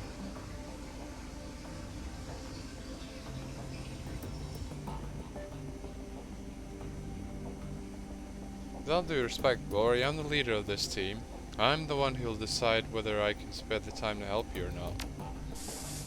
You just said it yourself. You lead the team.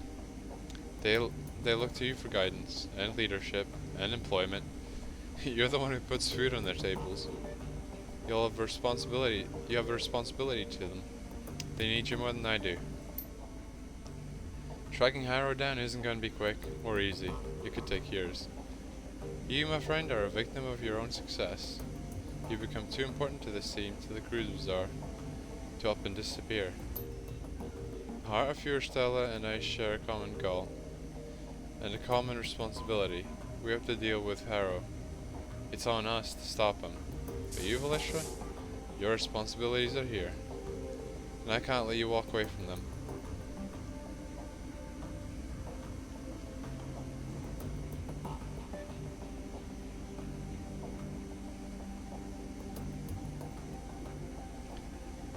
You're right. Harrow's your responsibility, and this place is mine. She nods. I'm glad that we're agreed.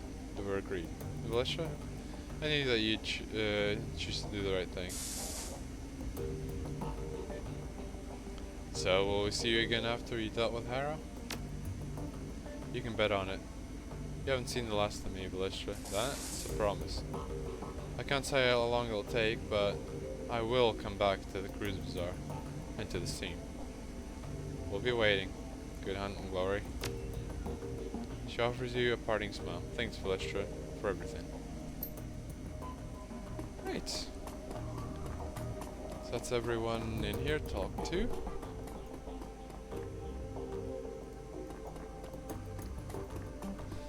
Guess now it's time for Altug.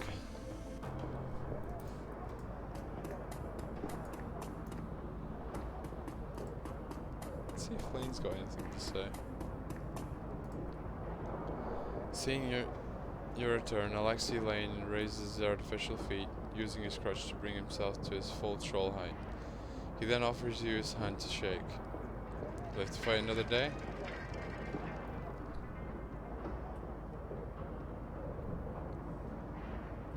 Mission accomplished, Colin. Those that attacked the Cruise Bazaar won't be troubling us anymore. Just don't salute me, pup. Lane shuffles forward, coming to so close that the smell of leather and machine oil are almost overpowering. He lowers his voice, marking his words for you alone. I had my doubts about you, as I'm sure a lot of people had, but you did right by this place, and by her. This place may never be the same without Monica, but we will carry on. Indeed we will. The old troll claps you on the shoulder and then steps back. So it's next for you then, moving on?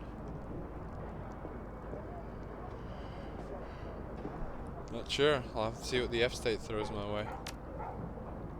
If it keeps you here in Berlin, we'd be happy to have you stand with us. The flux is always changing, and we'll need someone here to help us change with it. Whatever you decide, we'll understand, and you'll always have our thanks. Right, without further ado, let's go talk to Altug then.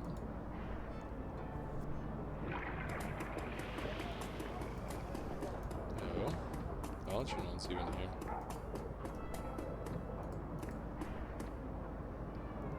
What's up? Algernon watches your approach, his expression cold and distant. We are close, Valistra. Do not simply dismiss the elf Algernon half-dream. You're wiser than that. she has proven her worth more than once. Here we have a first-hand account of the Firewing worm and what became of her. Shall we remain ignorant, or shall we listen? Algernon stands silent, considering. I know that the Firewing is alive, Elistra. Yet she is not free, is she?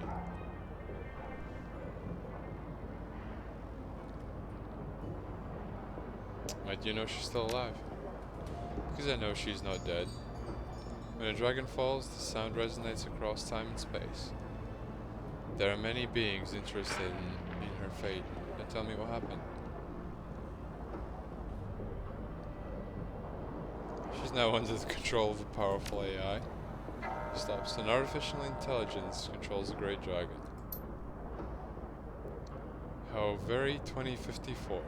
Tell us of this artificial being. Amuse us. Stop it, woman. There's nothing amusing about this.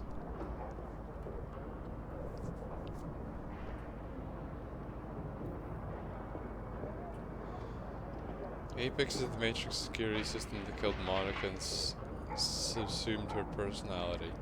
Plans to use Firewing to enforce its political agenda. It sounds so bad. The political agenda of a sentient computer is trivial. But the Firewing, and the electric godling that controls her, are not. Her expression slackens and becomes dreamy. Within this cycle, the world would rue this event. It celebrated nonetheless. The Firewing worm will speak again in the voice of the hunter. With the voice of the hunter. The dancer will stumble. The golden man will eat 9 and 30. And the scales will clatter to the ground. This I prophesy. Algernon stares at her, his expression unknowable. Go, Elistra, you've given me much to think about. Yes, much to think about.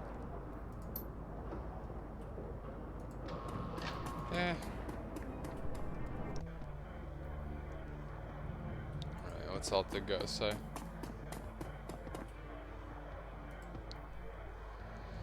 How very propitious it is that we may speak again, O mistress of mayhem. I have a proposal for you that could prove most lucrative to us both, Fandom. Most lucrative. Fortune will surely smile upon our blessed partnership if you will only accept. I am listening, O master of hyperbole. With the passing of Haramzil, may God bestow his mercy upon him, you find yourself without a fixer. I wish to offer my services to you in this regard. You will find that Alta Buragazi is the most connected and business-savvy partner.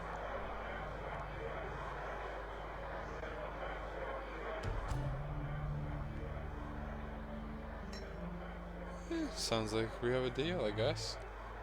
Sounds like a match made in heaven, Altug. How do we start? I've already found a potential client, O blessed one. A most prosperous one with deep pockets. He's eager to meet you.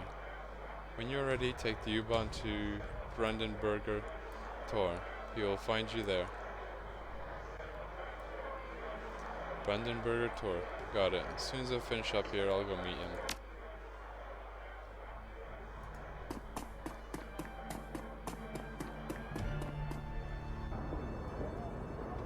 PDA buzzes an incoming call. Send her a no. Ugh.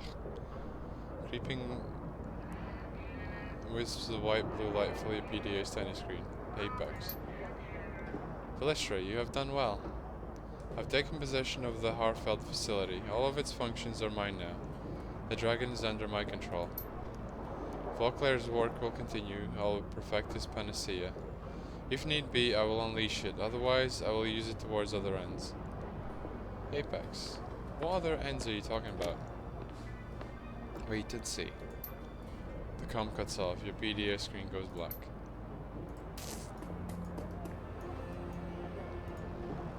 Right. Apparently that's not the end of the game yet.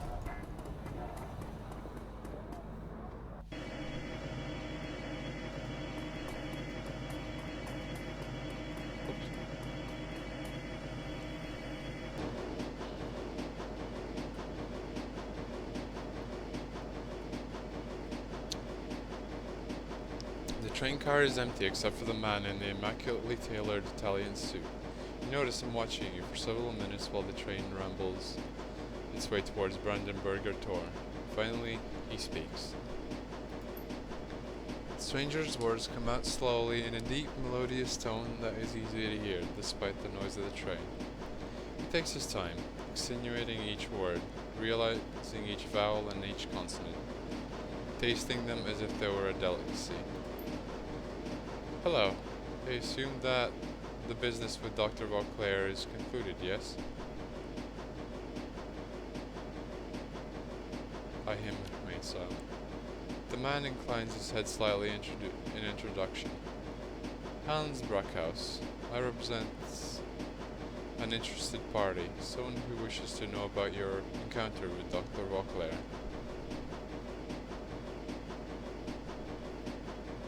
Does this interested party understand the information is a commodity? Brackhaus continues. My employer also wishes to hear about the lady Führerschwinge. Fascinating creature, so unlike her, brothers and sisters. It is distressing that a being so magnificent has been reduced to a pawn for a computer game with delusions of grandeur, yes?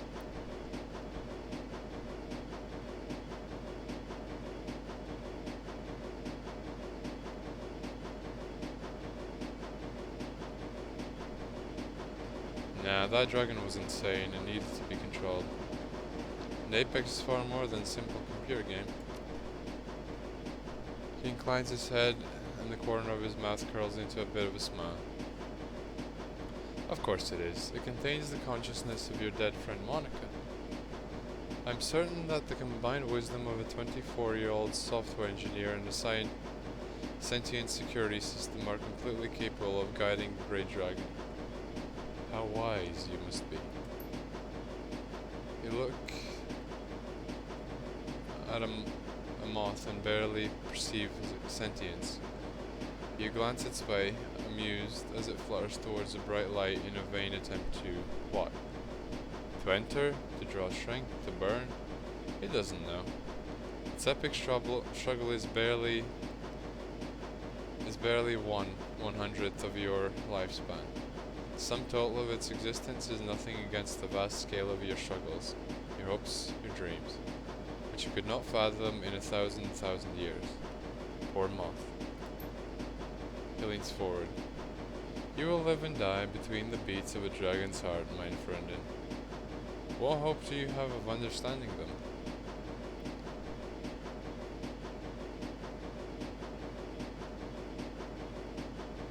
I understand now. The Firewing was a great dragon and she was insane. He leans back again. Perhaps you would be too if you saw the world through her eyes. My lady Führerschwinge was a nurturer, a caregiver, rare among her kind. Where her brothers and sisters saw the world as a prize to be won, she saw it as a garden to be tended. Can you imagine? For world upon world, the great dragon Führerschwinge brought wisdom and succor to countless souls, and she was loved for it, exalted, a goddess. When she awoke from her long slumber in 2012 and saw that what the world had become, what humanity had done to the garden she had tended for great ages, she struck with the rage, regret, frustration, and anguish of a mother whose children had played with fire and burned down the house, killing themselves in the blaze. She unleashed fire and death through her tears. Now she is under control of a construct, an unnatural thing, manufactured in a lab by those whom she sought to protect. The sixth world has taken her as a toy for its toy.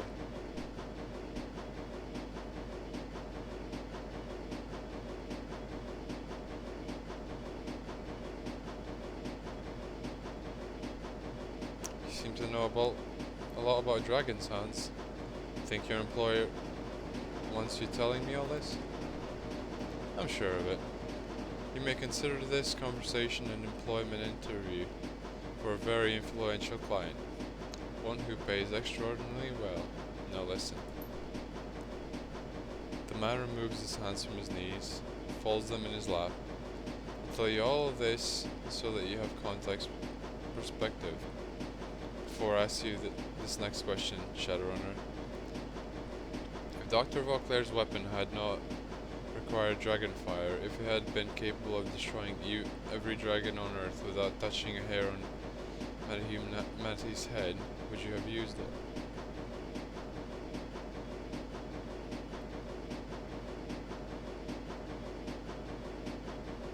I don't know, this is bigger than me. Indeed, and you were wise to know it. Well, on the business hand, my employer wishes to secure your team services for a series of operations that will likely require the remainder of 2054. Depends, who is this mysterious employer of yours? It is no mystery. You will be working for the Great Dragon Loftware. Perhaps you've heard of him. What makes you think I'm going to make a deal with the dragon? Says Glenn. Because you have already been working for him for some time now, mighty dame. Or did you think Green Winters was found in Harfeld Manor on his own? The rattle of wheel on track gives you a shimmying screech. Gradually the train begins to slow.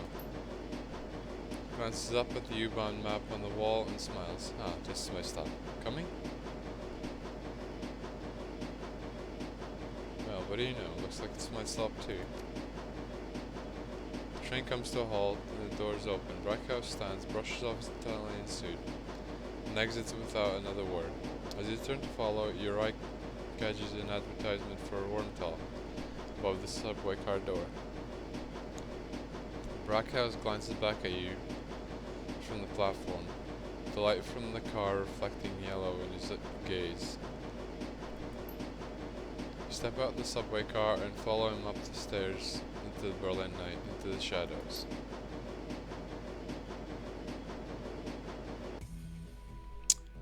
Okay. Berlin Newsfax contains just one report of a shootout in an abandoned holdfast in the countryside east of Berlin. In a matter of hours, the report vanishes without a trace, as do several prominent deckers who attempted to dig deeper into the event. The Flux State's anarchist rule remains until 2055, when joint corporate forces acting with the support of the German government invade the city. It's widely known that the Great Dragon Loftware is responsible for orchestrating this action. The Golden Worm is said to be surrounded by the speed and ferocity with which the F-State assembled is said to be surprised by the speed and ferocity with which the F-State assembled to repel the attack. In 2060, rumors surfaced of Loftware meeting with an unknown representative of the Flux State. Hostilities abruptly cease. The truce is signed the same year, and Berlin is again divided by a wall. The Great Dragon Dunkelzahn is elected President of the United Canadian and American States in 2057. He's promptly assassinated as he leaves an inauguration party at the Wargate Hotel while in human form. Popular opinion is that another great dragon is responsible, as only a dragon can kill a dragon, but those in the shadows hint that an act of powerful blood magic is the cause. Rumors of an exchange between a godlike artificial intelligence and the feathered serpent Mujaji, ruler of Azania, first begin to surface in 2061. A decker named Tolstoy claims that this is a new stage in ongoing negotiations between the AI and dragonkind, but this claim cannot be confirmed. The name of Dr. Adrian Vauclair has since been lost to the shadows.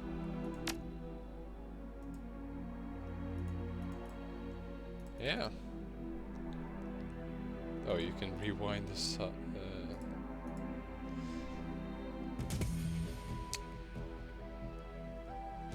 Alright. That's it for Dragonfall, I guess.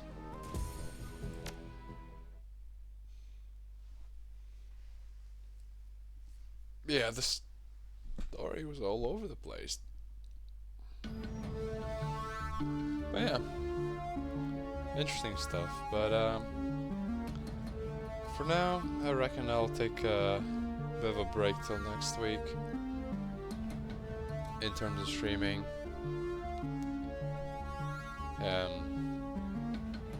Maybe start streaming Red Dead 2 if I get my hand out of this cast. So I guess we'll see you next weekend or something. Till then, peace.